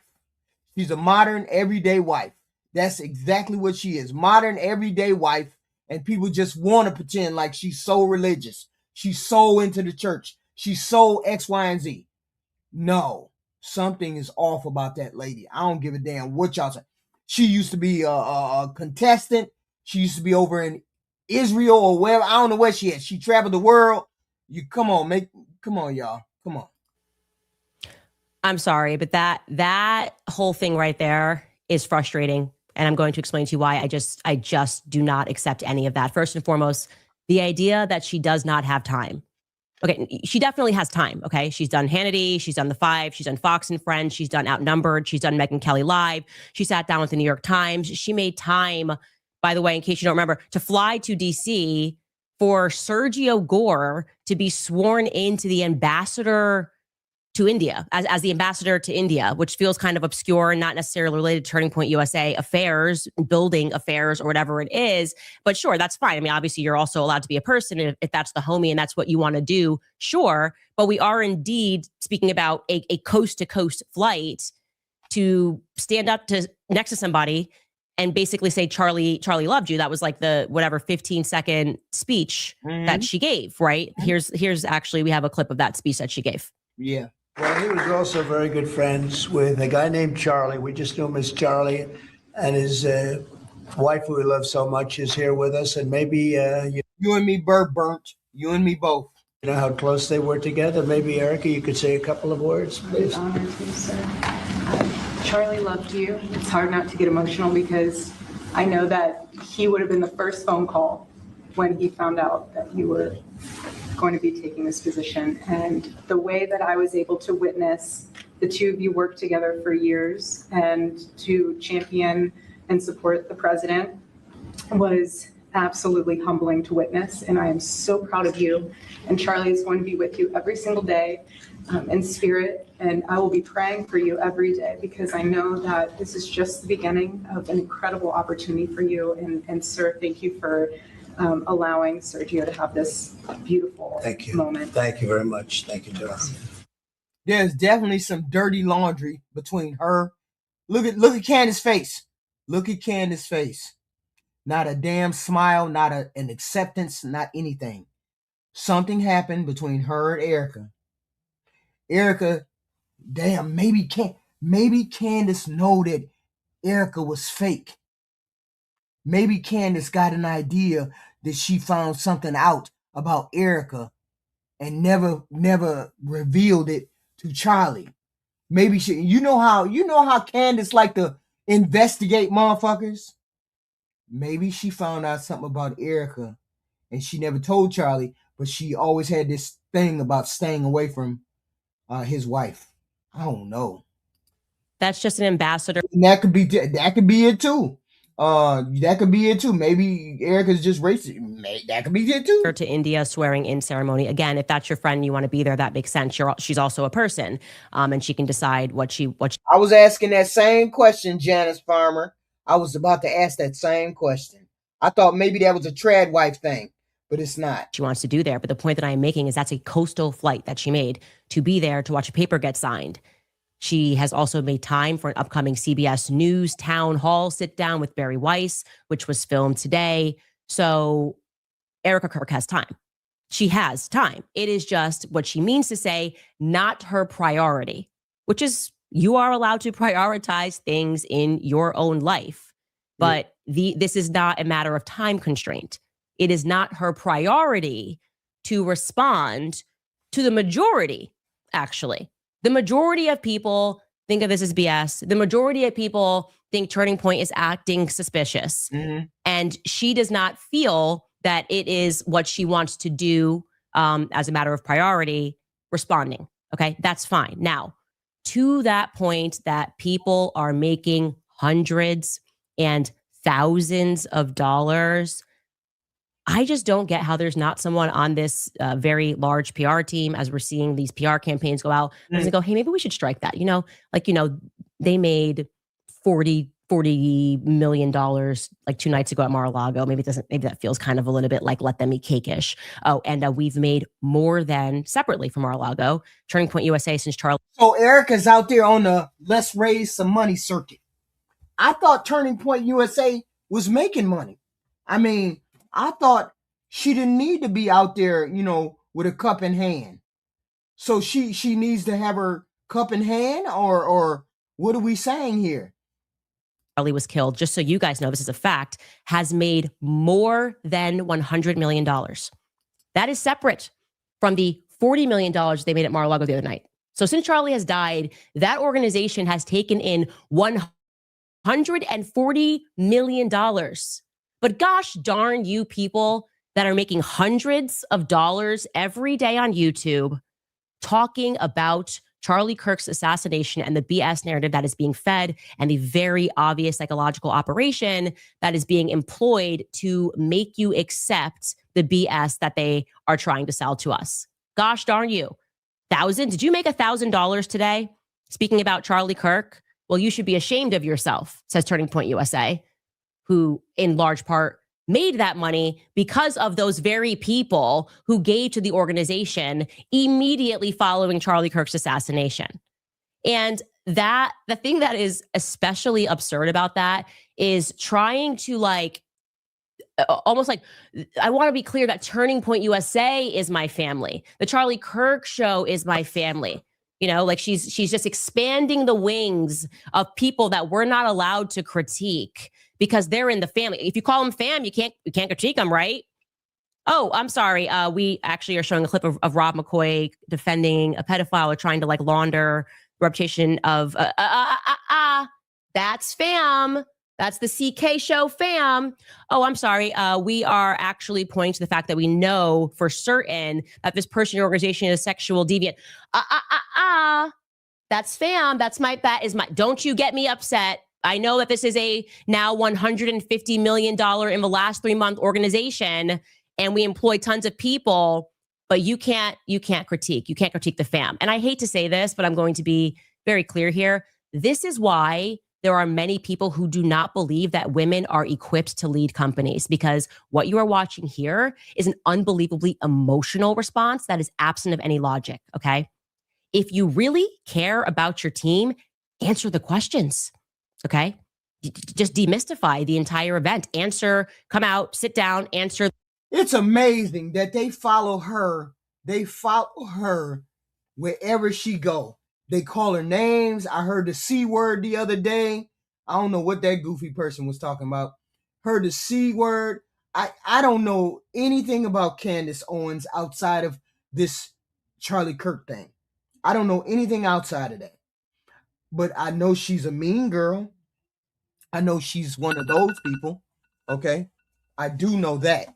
Because she's she's just going on with what she knows, and she's not paying attention to. See, I just have a feeling that Candace knows some dirt on this Erika.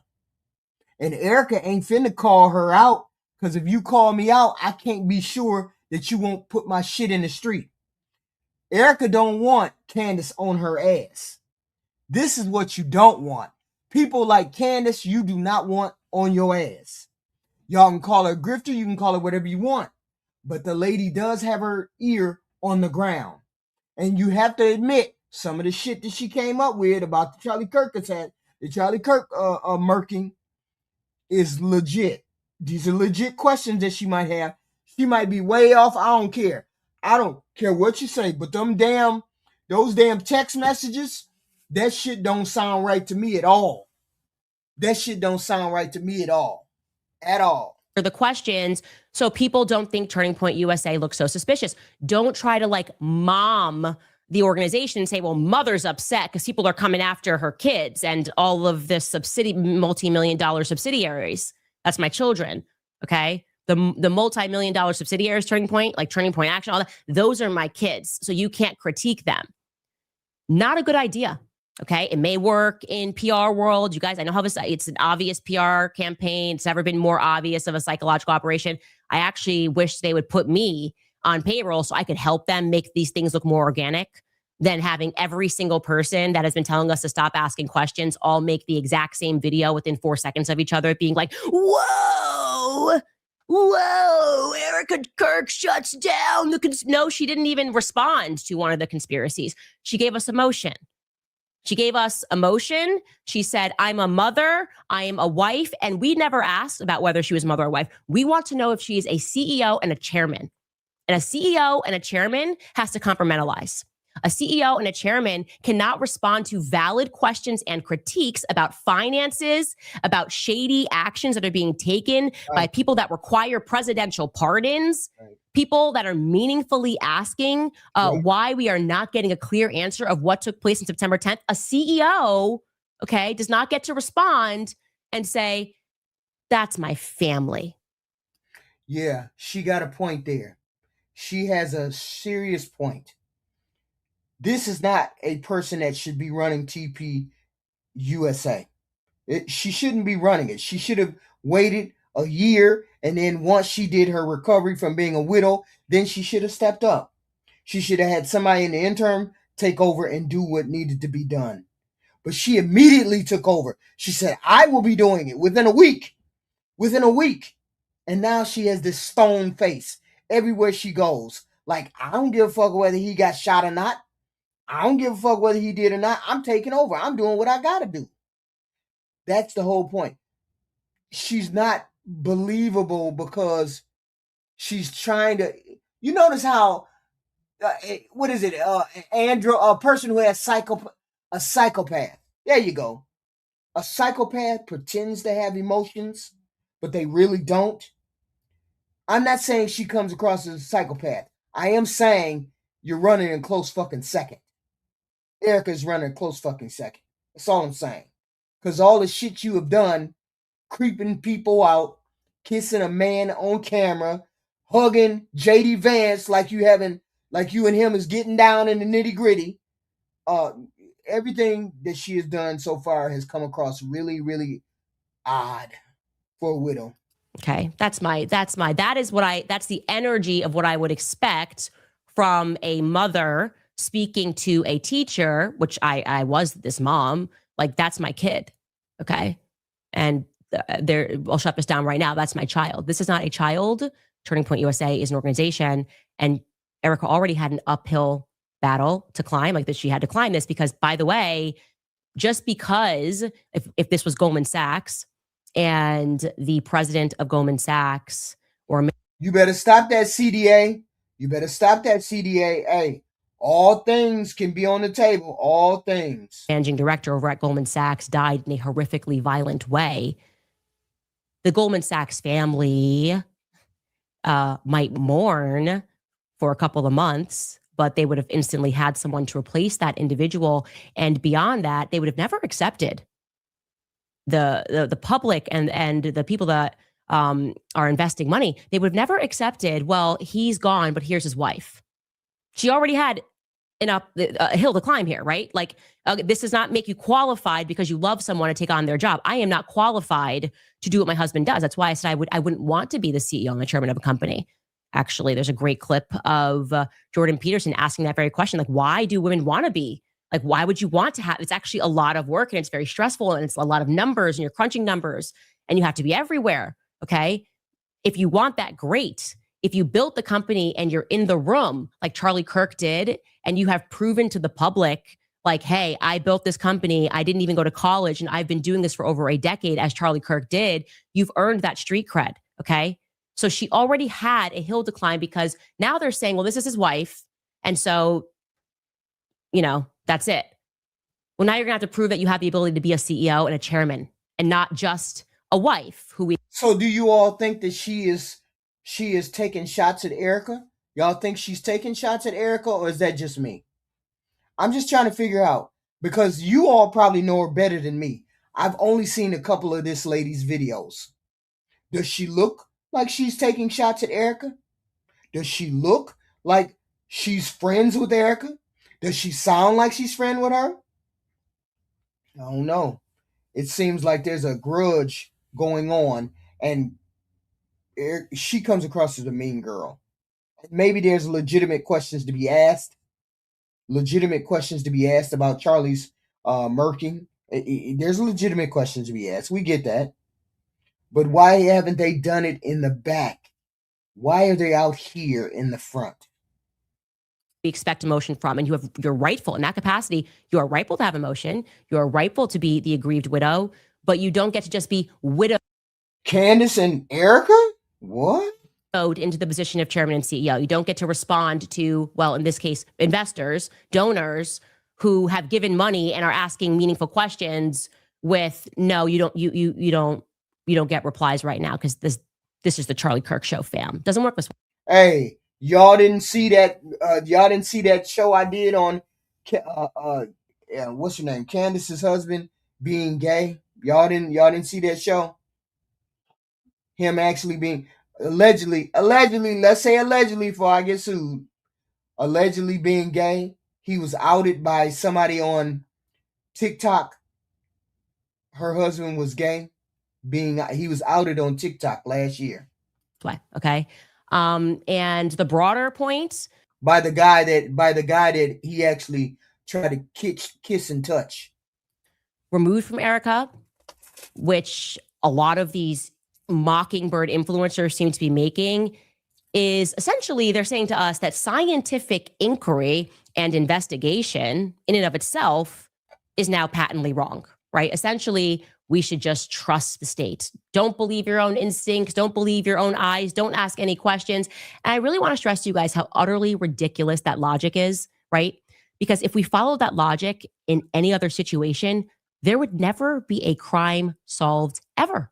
Okay, if we just ascribe to the idea that scientific investigation is on its face wrong, it would not work. I'll give you a crappy analogy here, but imagine if there's like some young mother and she dies suddenly in the middle of the night, presumably in the middle of the night, and her husband is the first one to report it in the morning, and the cops show up who happen to be his buddy. Well, you have to look at this video that I got to go find, and I'll put it in the chat. He has the tweets, no, the X tweets or whatever of the person that got kissed and groped by her husband. They get there and then they dramatically close the case in 48 hours. And neighbors are like, wait a minute. Excuse me, officers. Actually, you might want to know some other facts here about this guy. Like, he's in the mafia. These people would be like, how dare you question the people closest to, he loved her, that's his wife. Being a gang member is not evidence. Why are you saying he's a gang member? It's not evidence. You get another nosy neighbor who produces evidence that in the middle of the night before she died, they saw the guy outside, the husband outside, removing cameras in the front yard. That's not evidence. Yeah, but I saw him go out in the middle. He put something in his car in the trunk. He was looking shady. That's not evidence. How dare you find that to be suspicious? More nosy neighbors. start discussing, and they were like, hey, we heard them. They were having actually a heated argument before she was found dead. I think it was about money. All of a sudden, the next thing you know, you got Allie Stuckey from the HOA. She blasts out an email and she says, it's unbiblical. It's unbiblical to gossip. Hearing an argument is not hard evidence. You have no right to discuss it. Yeah, we're the nosy neighbors, right. Okay? We put together a list of 20 verifiable lies that have been told in the weeks following this sudden death event. And we have some questions. So we're not going to accept Tim Pool jumping on the airwaves with big estrogen energy telling us we're evil because we have like school board elections next Thursday. We're the nosy neighbors. We don't care about the elections coming up. We want to know whether or not we are in bed with people who are capable of murder, people that are capable of covering up murders. Actually, we, the nosy neighbors, feel a little bit less safe in this neighborhood until we know whether or not there are some psychopathic killers in our midst. How about that? That's how I feel. I think that's how a lot of people feel right now. So I want to express that. And this psychological campaign filled with emotional manipulation and how dare you, and the aggrieved widow speaks, and so you're not allowed to question a $150 million organization. No, I reject it. I reject that 100%. Which is why I will say it has arrived as a blast of fresh air that on this very same day, Tucker Carlson is standing up to the nonsense. He's not speaking about Erika, obviously. He is friends with Erika. But just the nonsense of what the FBI is saying, he's wading in and saying, yeah, the FBI is not being clear in what happened. And I have questions because, and I think it feels like a blast of fresh air, because and I know many people at home, are seeing all of these people that we followed and we thought that they were heroes. And suddenly this assassination has exposed them all to be frauds. Like for the right price, they will join Operation Mockingbird. For me personally, that is how I feel, okay? Like people in the military that I thought were forthright, people that were journalists that I thought were forthright. I just am so let down. And I don't think I would have been able to handle if Tucker Carlson was among those people. Yeah, but the thing is, Tucker Carlson is a grifter. So Tucker Carlson, he has that, oh shucks type persona. But he's fake as the day is long, because I just can't get past that oh shuck personality. It's so unattractive. He's so unattractive. The whole thing is so unattractive. But he has that persona. And one grifter knows another grifter.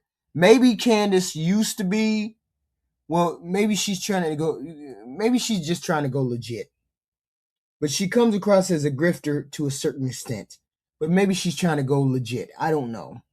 It just seems weird that it just seems weird.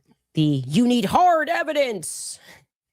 As if the killer's going to walk in and be like, okay, here's how I did it. Okay, I'm going to give you the hard evidence. I was here, there. Like, what? Instead, Tucker Carlson is coming out and he is blasting the corporate and the Fed narrative with common sense. He joined Theo Von, and here is what he had to say. Take a listen.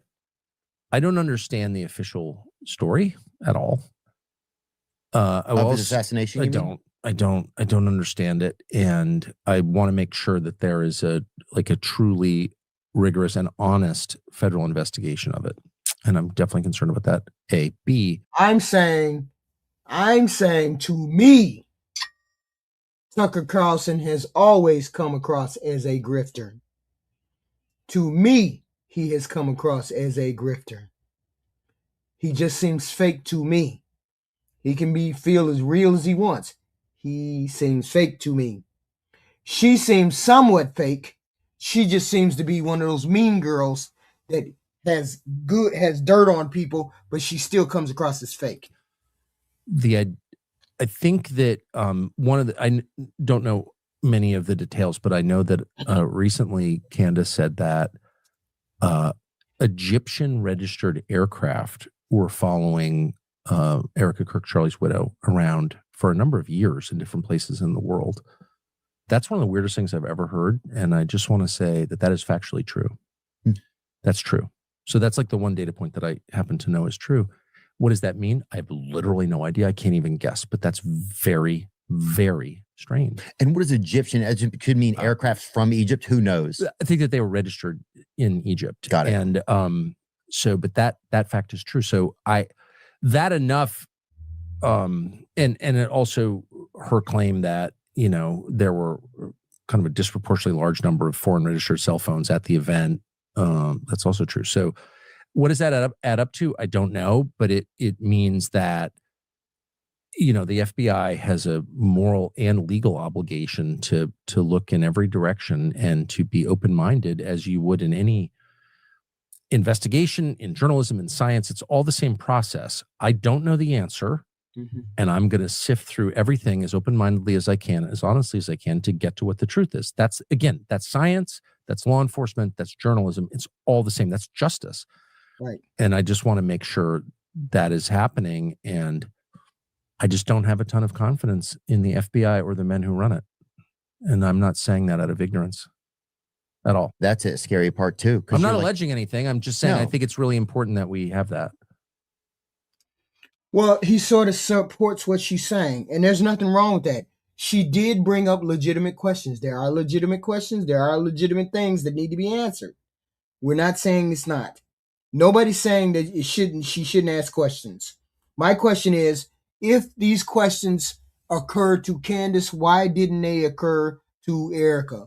So why isn't Erika saying to Candace, hey, Candace, don't do this. I will figure out how I can get the truth out of whoever I need to get the truth out of. You calm down. Why she ain't said that? That is what authenticity sounds like, and that's what we're doing here. We are investigating, right? Sometimes you get something wrong, you correct it, but I was right about the Egyptian planes. And when you hear Tucker Carlson say that he is confirming that that part is true, what I take from that, Tucker Carlson has been very clear. He grew up with CIA agents, okay? This is a guy who grew up in Virginia. His father, he learned after his father died, he thought he was just working with the CIA. No, his father was on the payroll of the CIA. So Tucker's friends are in the state. Right. So you should take it as a concrete fact that there's something up with these Egyptian planes, and they were in fact following around Charlie, and they were following around Erika, as I told you. And that means people in the NSA, the CIA, are confirming that that is real. So my question is this: what if this stuff was real? What if we're talking about stuff was real? They were being followed. They were paying him. He was having a change of heart. He was having a change of heart. He was thinking different things towards Palestine. I mean, towards Israel, because a lot of people have seen those war pictures. A lot of people have seen the war pictures, and they've seen what Israel is doing in Palestine, and they don't condone it. You know, you're a fucking war criminal as far as I'm concerned because of these pictures. Because of one picture, I only needed to see one picture. But he was changing his views about Israel and Palestine. Wonder, this Bibi Netanyahu is over here in the United States. He's over here in the United States talking to freaking influencers online. Didn't I see Benjamin Netanyahu talking to that police officer Tatum? Wasn't he on some other shows trying to garner up support after they did some killing in Palestine? Wasn't he the one who did that? And yet, just last week, what we got from Blake Neff, and I know he's untouchable. No, we're not going for the it's fake, Pinky. We're not going for the fact that it's fake. We're not doing that. He's in the fam, but I'm going to go ahead and touch that and say, like, this is not okay. The vibe is not right, is making a mockery of it. That is what we mean when we say none of this is passing the vibe check with Turning Point USA. There's no clear answers. There's mockery, there's laughter, but there's no clear answers. And the mockery and the laughter is not working. Neither is this idea that, well, now the widow has spoken. We're not dealing with the widow. We want the CEO and the chairman of Turning Point USA to answer. Okay?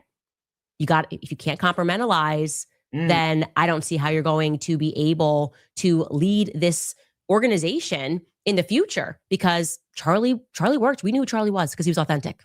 Okay. He didn't just go, well, I only make time for like big pocket donors. The way she's talking about the widow seems like she doesn't have much respect for the widow. It just seems like she doesn't have much respect for the widow. That's all it comes across. It comes across like that. No respect for the widow. What the hell is going on? That she don't have no respect for the widow. I don't get it. Okay. He was sitting college campuses. He was speaking to people, understanding people. He was changing his ideas and he was changing minds. And you are not changing my mind about the fact that something weird happened that day and that TPUSA is acting funny because you give it an impassioned plea and speak about Nehemiah on Fox News. Okay? None of it makes any sense. Okay, so she went on. So Erika went on another show, or maybe it was a different show. I think she went on another show and she spoke with somebody named what the hell was her name? Barry Weiss. Somebody she spoke with somebody like that. And what's the name? She talks about that. Let's get into it. She talks about it. Candace. In a bit of a mood today. I am just annoyed with everybody. I'm annoyed with this entire psychological. So you all think that, wait a minute, hold up. Candace got involved with her husband before Charlie even met his wife. Candace got involved with her husband before Charlie even met his wife. And seeing as how women, that doesn't track. Her wanting Charlie and him not, that doesn't track. Operation that is so obvious, and I just feel like we keep going round and round in a circle with the government. You know, whether it's COVID, the Ukraine war, it's like the entire media apparatus and establishment is joining hands to condemn people for having common sense. So I'll ask you a question to begin this. Do you feel, show of hands, okay, that the answer regarding who killed Charlie Kirk and what happened on September 10th is quote unquote very clear? Objectively. Like, even if you are somebody who is on the side of those who do believe that Tyler Robinson pulled the trigger one way or another, right? Would you ever describe what happened as quote unquote very clear? I'm guessing your answer to that would be no. I am asking you that because Erika Kirk believes it to be so. And I guess this is kind of the final stop. I'm hoping it's the final stop of this PR campaign where they are now pivoting and bringing Erika out to signal to the public that we can't question her judgment, right? Because she's a widow, we can't question her judgment. And I want to say that I reject that. I reject emotional manipulation. I want to give people at home the permission to avoid a trap of thinking that you have to arrive at the same conclusions as Erika Kirk, especially when the story that we have been presented thus far makes little sense, if any sense. It makes, I think, virtually no sense. She tapped into the whole conspiracy thing. And I'm not a conspiracy person because I don't listen to you tell me one thing and then I run down a rabbit hole. I don't do that. And I really probably wouldn't give a fuck about this story if it wasn't for the fact that Erika got on TV and told Candace apparently to stop. And Candace didn't. Right? So that would be my concern. Why would you not stop? But let's finish. Let's continue. To that end, later on in the show, we will discuss Tyler Robinson, who has now made his first in-person appearance in court. And I guess the good news there is that we know he exists. Welcome back to Candace. I can't do that music, y'all. Equation that they seem to be running, if it's that formula, is talking points multiplied by 10,000 talking heads must equal results. Okay? They believe that with y'all saying she a conspiracy nut. Yeah, she can be conspiracy nut, but that doesn't mean that she's wrong on this case. That doesn't mean that. Why does everybody keep thinking that she's jealous of Charlie and his wife? But see, that's where I disagree with you at. Because Erika seems to be the one that's angry with Candace. And Erika seems to be the one that's restrained with what she's saying. It doesn't seem to be anything that Candace is holding back. It seems to be Erika is holding back. With enough of an echo, they can override basic human instinct, basic intellect, really. There is, I would like to be very clear, nothing that feels right to me about the Charlie Kirk assassination, and especially the way that some of his... Because they weren't friends, Pinky. That's what we're trying to figure out or ascertain. Her and Erika weren't friends. Why would you be friends with a female and your husband? Why would you be friends with a female and you know my wife don't like it? Or I know my wife don't like her. My wife don't like her and I'm friends with her? You would be catching hell in your life. You would be catching hell in your marriage. And your marriage would not be as ideal as you're presenting to us. Okay? That's all I'm saying. Employees and friends have been behaving since that assassination. And I'll preface this with, I am very sorry if that offends you, Erika. Genuinely, I am sorry that there is no amount of increase in pressure and propaganda and headlines written about me that are going to convince me. And by the way, I'm just the conduit, right? You're attacking me, but you're angry that also the masses have not accepted this. There's not a number that is going to convince the masses that his human neck, stopped a 30-06 bullet. Okay. And not even just stop the bullet. I also want to be clear here. It's not just that they're saying that it ricocheted and it stopped, and this would maybe be the first time in human history. And please, if you do know a story, you've got an old article, I don't care where it's from, if you saved a newspaper article from the early 1900s in your family of an example, I don't think that bullet existed then, but like of a 30-06 being stopped by a human neck, please present it. I'd like to show that it is possible, right? It is actually, this happened one time down in Texas. It's possible. But not only are they saying that they stopped it, but I want to remind you that there was minimal damage to the front of Charlie's neck as well. Okay. There was minimal damage to the front of Charlie's neck as well. Wow. So it didn't even cause a lot of, damage as it went in. It just cleanly went in and then ricocheted downward into his stomach. I don't know whether I was concerned about the death. I don't know whether she attended his wedding or not. Hey, I didn't see his parents at his funeral neither. So I don't know what that proves. Okay, we have no idea. They could have. Was there a big wedding? Who knows? Nobody knows about these people.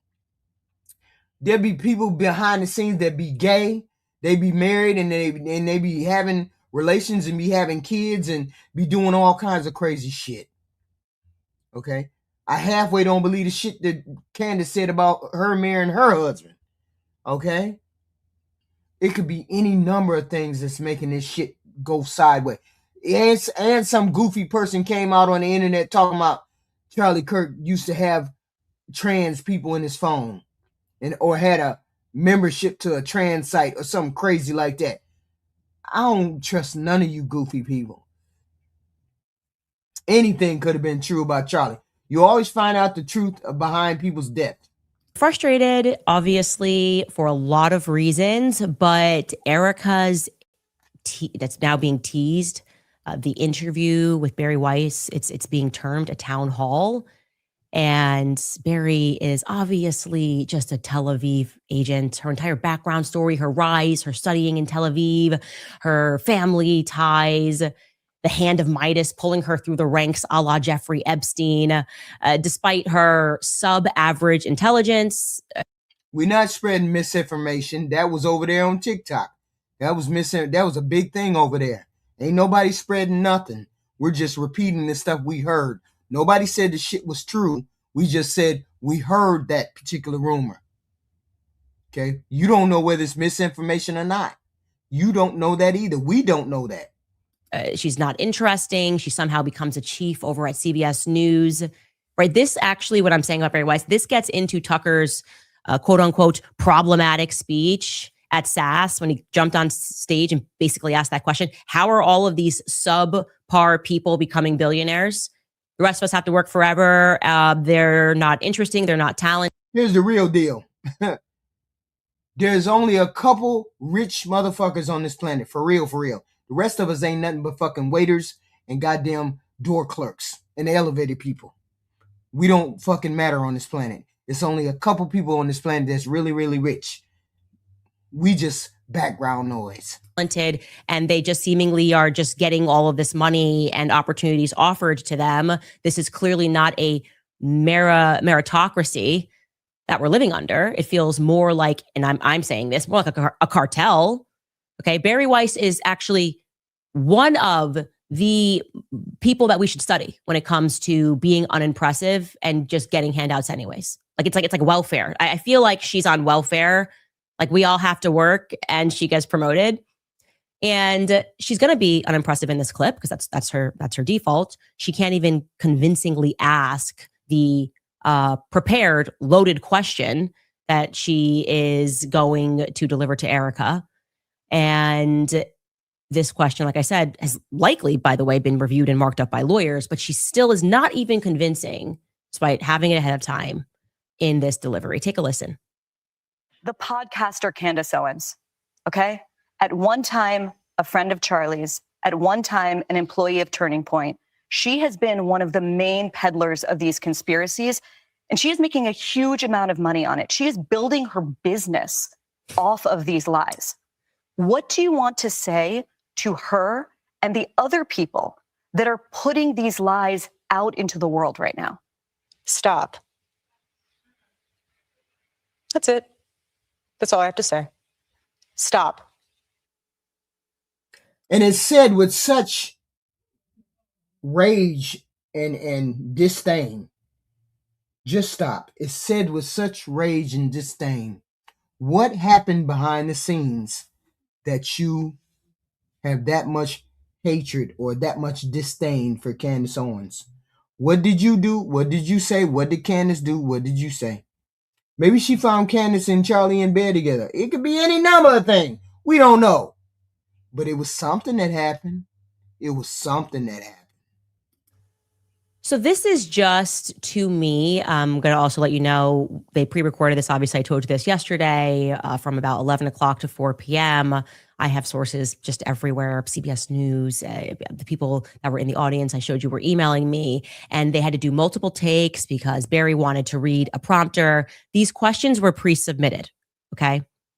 And I would like to respond to this loaded question. What would you like to say? The podcaster Candace Owens, and I'm not even going to address this repeat talking point about people making money, except for the people that have actually made off of all of the money, millions upon millions of dollars.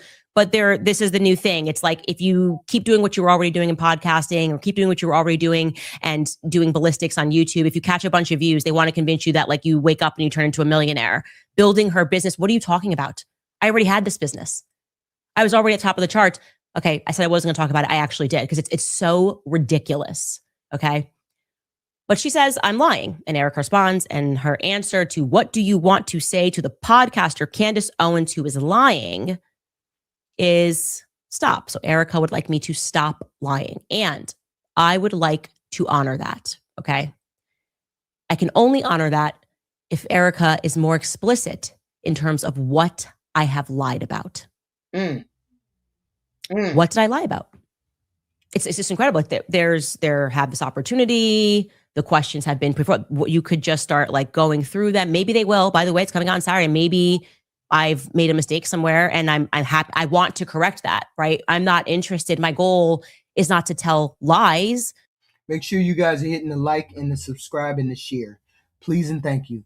We don't know what the hell is going on with this, but there's something else. I would like to know some of the backstory for these people, these characters. Charlie Kirk was somebody that most people did not know, but now he has a whole can of worms. There's an investigation that's going on with Turning Point. I heard some very unflattering things from Turning Point.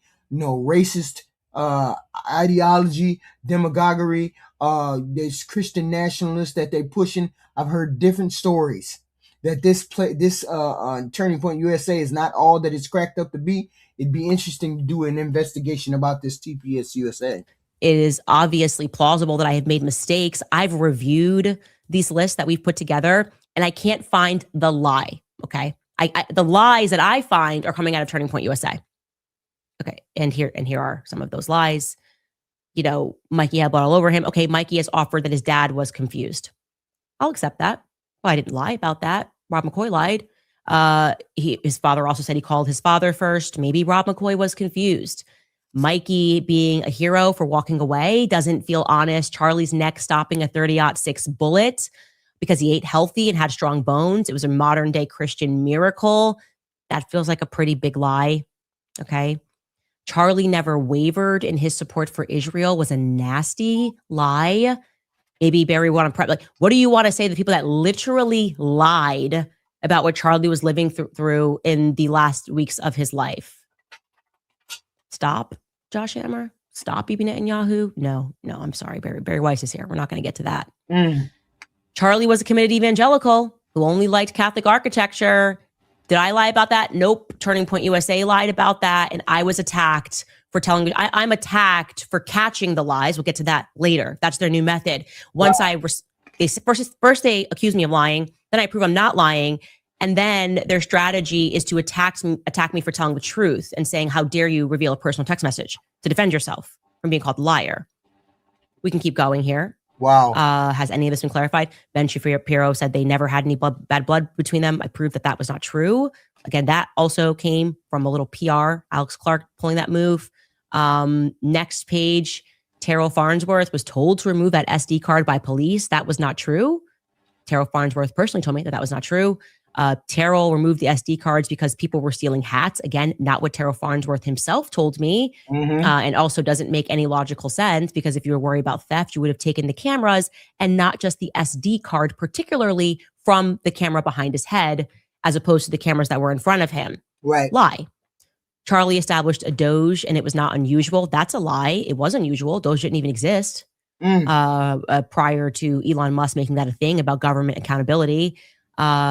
Charlie Kirk's team did not fly drones. Major lie. Brian Harpole told that lie. Brian Harpole also told a major lie when he said that the security had communicated with UVU police to secure those rooftops. That was a lie. It was actually the walkway behind. What am I getting here? What have I done here in this presentation that I lied about? Have I made mistakes along the way? Yes, I'm not perfect. And I will always adjust those mistakes. So I'm asking you to tell me what I lied about. Yeah, what did Candace lie about? I don't know what she would. I don't know what she's talking about. But according to her, she said stop. Erika Kirk told her to stop. Stop what? Stop lying? Of course I'm going to stop lying. She's going to continue to. So Candace is going to take that as you just want me to stop lying. You're not worried about what I'm saying. You just want me to stop lying. This is wild. This is a whole set of I don't know what. But she says, I'm not going to stop lying. Hold on. Glenn Beck. Truth is clear. Take a listen. I don't know how you handle this, Eric. I don't know how to be dragged into, you were involved in the death and all this crazy, evil stuff. No, it's sick. Wait a minute. Did she say she was involved? Did Candace actually say that she was involved, or did she say TPS USA is covering up? Did she say Erika actually had something to do with her death? You way out of pocket if you said that. Candace would be way out of pocket if she said that she actually was responsible for her husband's death. God bless you. Sick. God bless you. It is.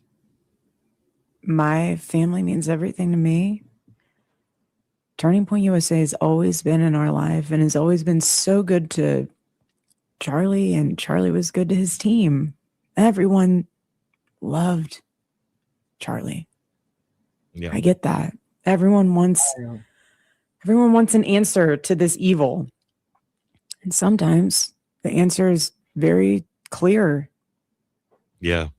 The truth You know, is very clear. So I just want to say to first and foremost, Glenn setting that question up, I can't find to this day, because this just feels to me to be like the ultimate straw man, any commentator that has explicitly accused Erika of killing Charlie Kirk. I've seen psychological manipulation of influencers trying to say that if you critique Turning Point, that's akin to accusing Charlie Kirk of Erika Kirk of killing her husband, which is utterly ridiculous. But I have never seen, and maybe I missed it, I've seen a lot, somebody come out and say Erika Kirk murdered Charlie. But that's what they set up always, which is like, I don't know how you are. I've seen people digging into her background. I've seen people speaking about her Romanian charity. I've seen people looking into her mother, all of that. I've seen all of that, but I have not yet seen where this idea that they keep trying to seed into our minds that asking any questions is equivalent to accusing her of murder. That even that feels manipulative to me. Then comes in this totally organic question from Glenn Beck. Totally organic, right? And this is going to be the extreme appeal to authority, which is, okay, if we don't want to answer any questions, we're just going to say you don't understand how the court works. You shouldn't be asking questions because that could potentially ruin the upcoming trial. Take a listen. You concerned about his assassin is in court today. Are you concerned about being able to have a jury that's not been tainted? No, it's a real thing, Glenn, and you get this. A lot of people don't, and I think that we need to do a better job of educating our citizens about our court systems. A lot of people don't know how an actual trial plays out.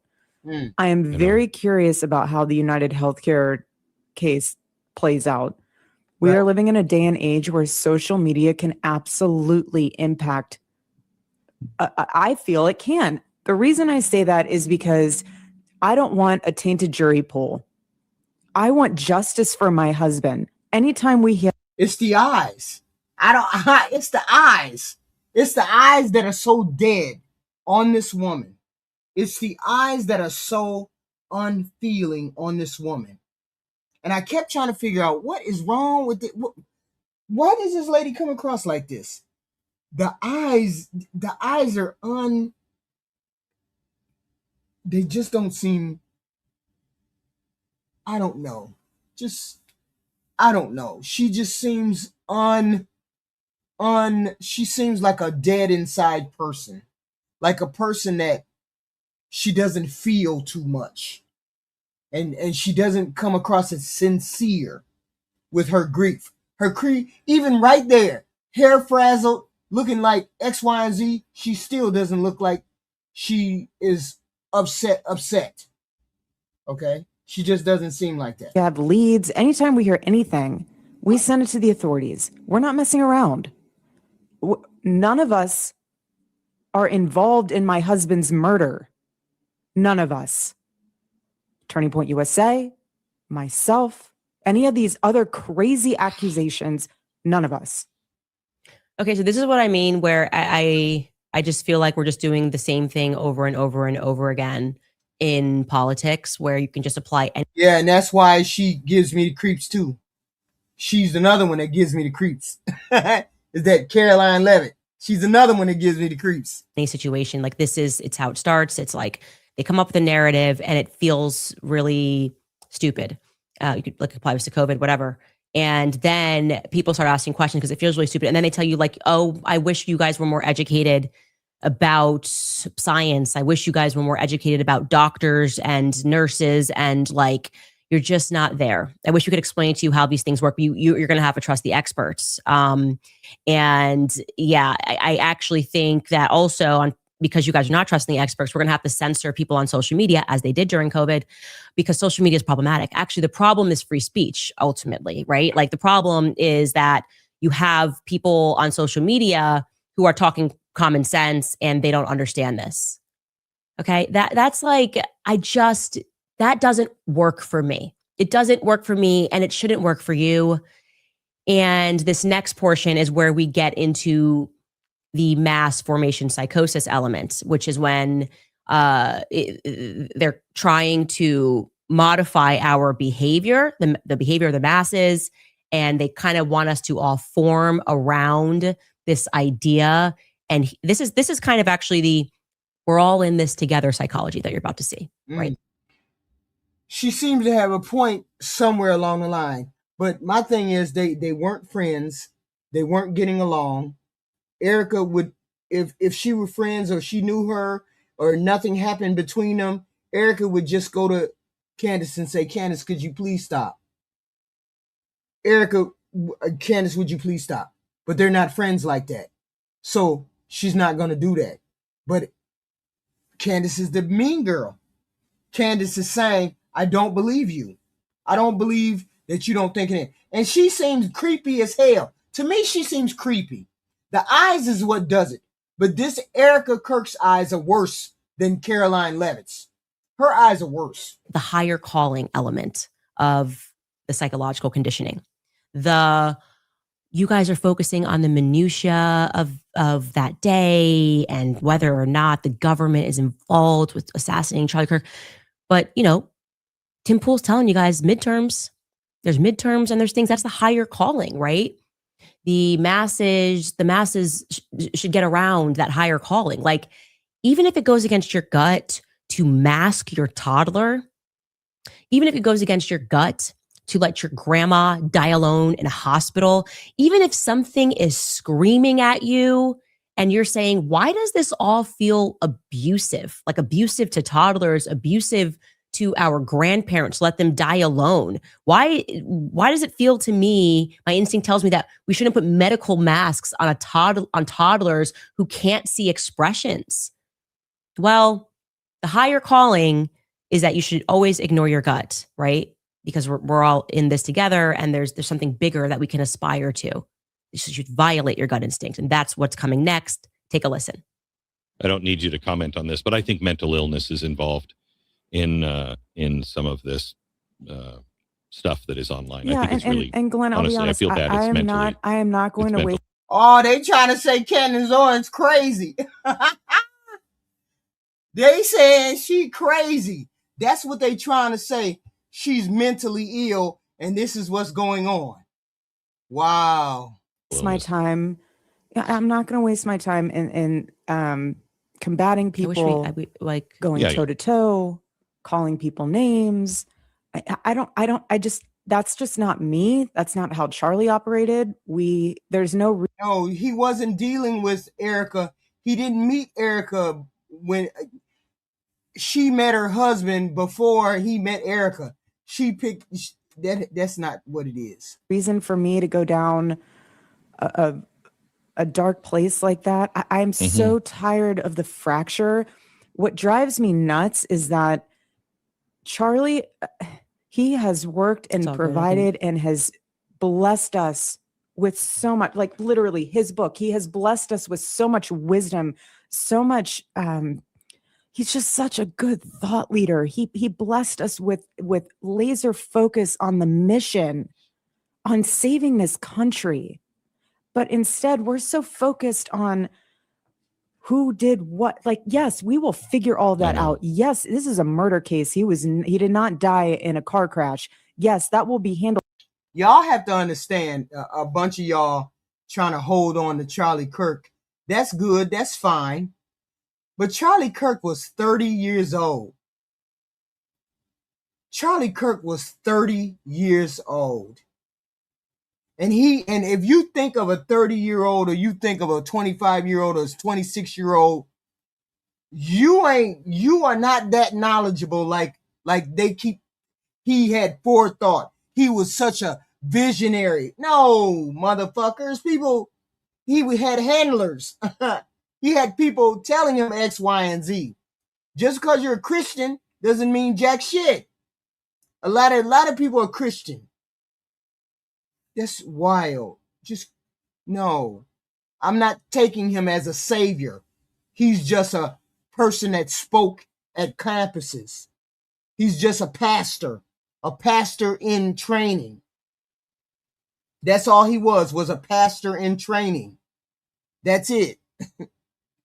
If you look at it the way, He was a pastor in training. That's it.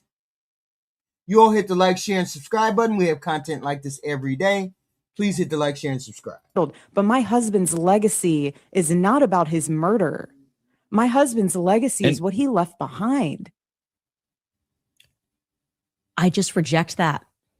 Okay, I reject that there's a higher calling that we need to all get around, and the legacy of actually the legacy, if we find out that the government is implicated, and it looks like to me, and I think a lot of people on the outside, the government is implicated, otherwise it wouldn't require every department of the government using propaganda to convince us against common sense, okay?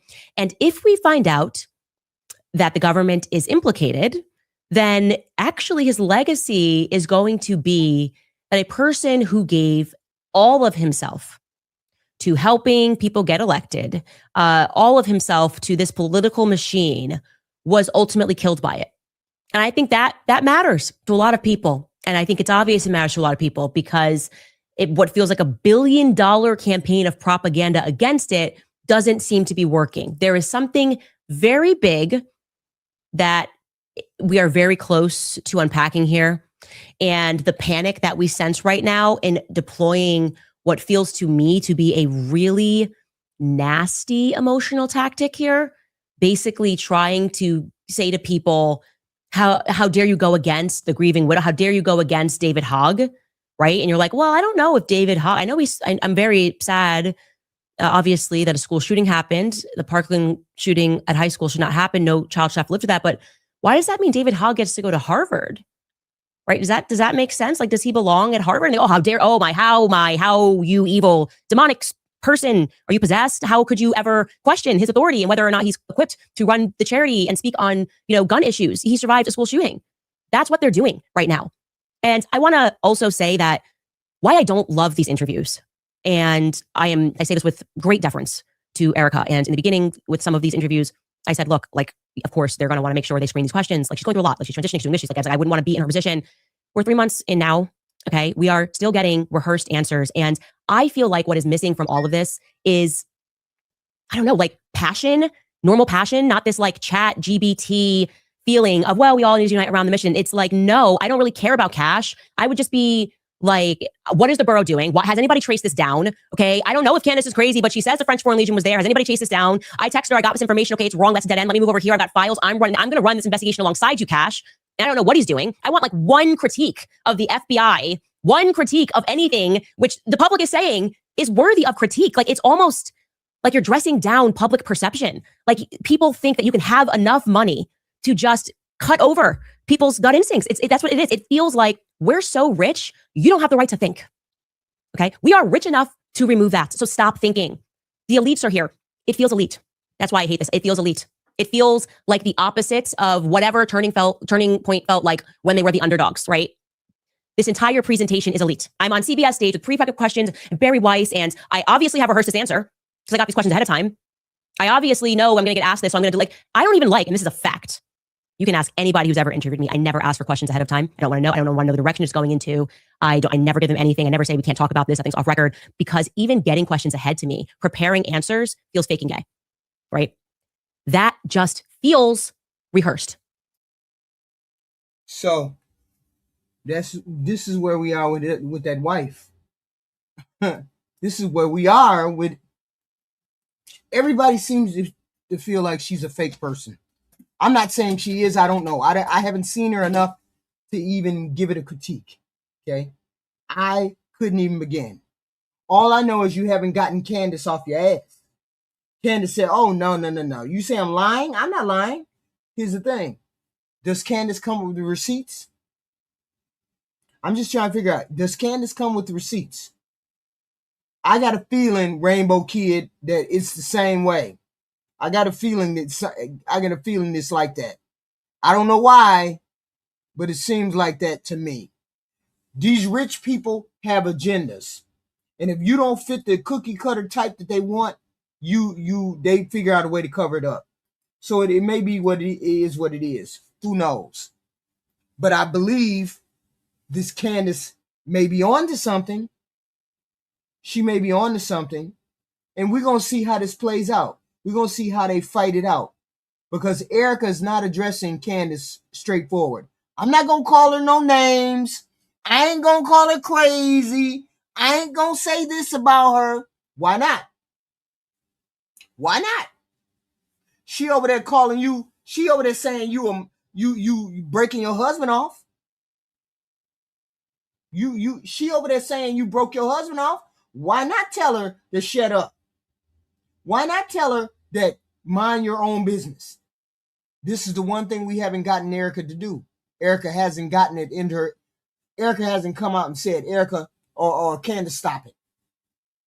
I will give you a call, Candace. I want to talk to you, please. Why didn't she did that? As a friend of Charlie's, as a person who was very close to Charlie, why didn't she do that with her friend, with her husband's friend? She didn't do that with her husband's friend. Okay? So she could be throwing shit on the walls all day. But if you were a friend to Charlie and your wife knew it, why wouldn't you, as the wife, invite her to Charlie's funeral? Why wouldn't you invite her to the funeral? If me and you get along and you're the wife and I'm Candace, why wouldn't I just show up at the funeral? Why wouldn't I just... Candace didn't go because she knew she wouldn't be welcome. Why wouldn't you be welcome at his funeral and you're his friend? Okay? Why wouldn't he be welcome? Why wouldn't you be welcome if he was your friend? Because something happened between Erika and Candace. Something happened. She got fired from Turning Point USA because she was saying something about she was saying something more about Hitler. She was saying something more.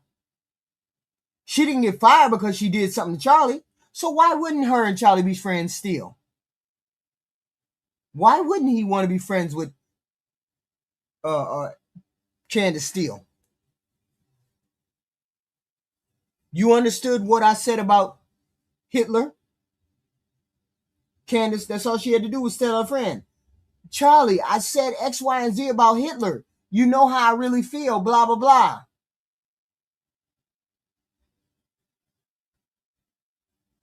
Because it's something else, it's something more. This whole situation is something else, something more.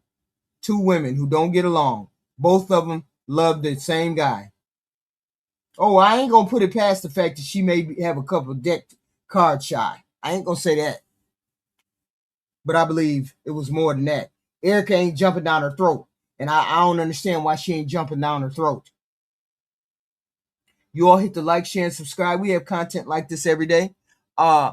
This is the end of the morning program or the afternoon program. We definitely will be back later on. We're going to talk, maybe, I don't know, maybe single pair, talk about single pair. Okay.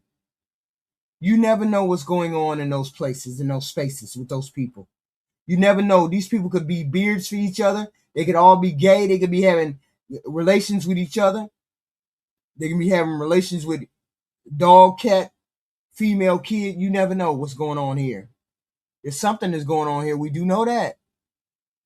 Okay. It's a lot of drama over here. That's why I stay away from Candace all the time. Because you never know with her. She'll drag that shit out for 3, 4, 5 episodes. But I respect the hustle. I respect her dogged determination. I do respect that. Because that's a hell of a lot of stuff that she got to pull out in order for her to be very sure about what she's saying she's sure about. And Erika Kirk seems like she's avoiding Candace. Like, avoiding her. Like, I really don't want to antagonize Candace. I ain't going to say nothing to her. So let me just say X, Y, and Z. Because see what Glenn Beck said? Glenn Beck said, I think there's some mental illness in there. You notice Erika Kirk didn't have no kind of agreement whatsoever. She said, I don't want to talk about nobody. I don't want to put that. I don't want to do that. You ain't that fucking nice. You ain't fucking nice like that. You ain't that fucking nice. I don't want to talk about her. I don't want to say nothing but, no, you ain't that fucking nice. Don't play with me.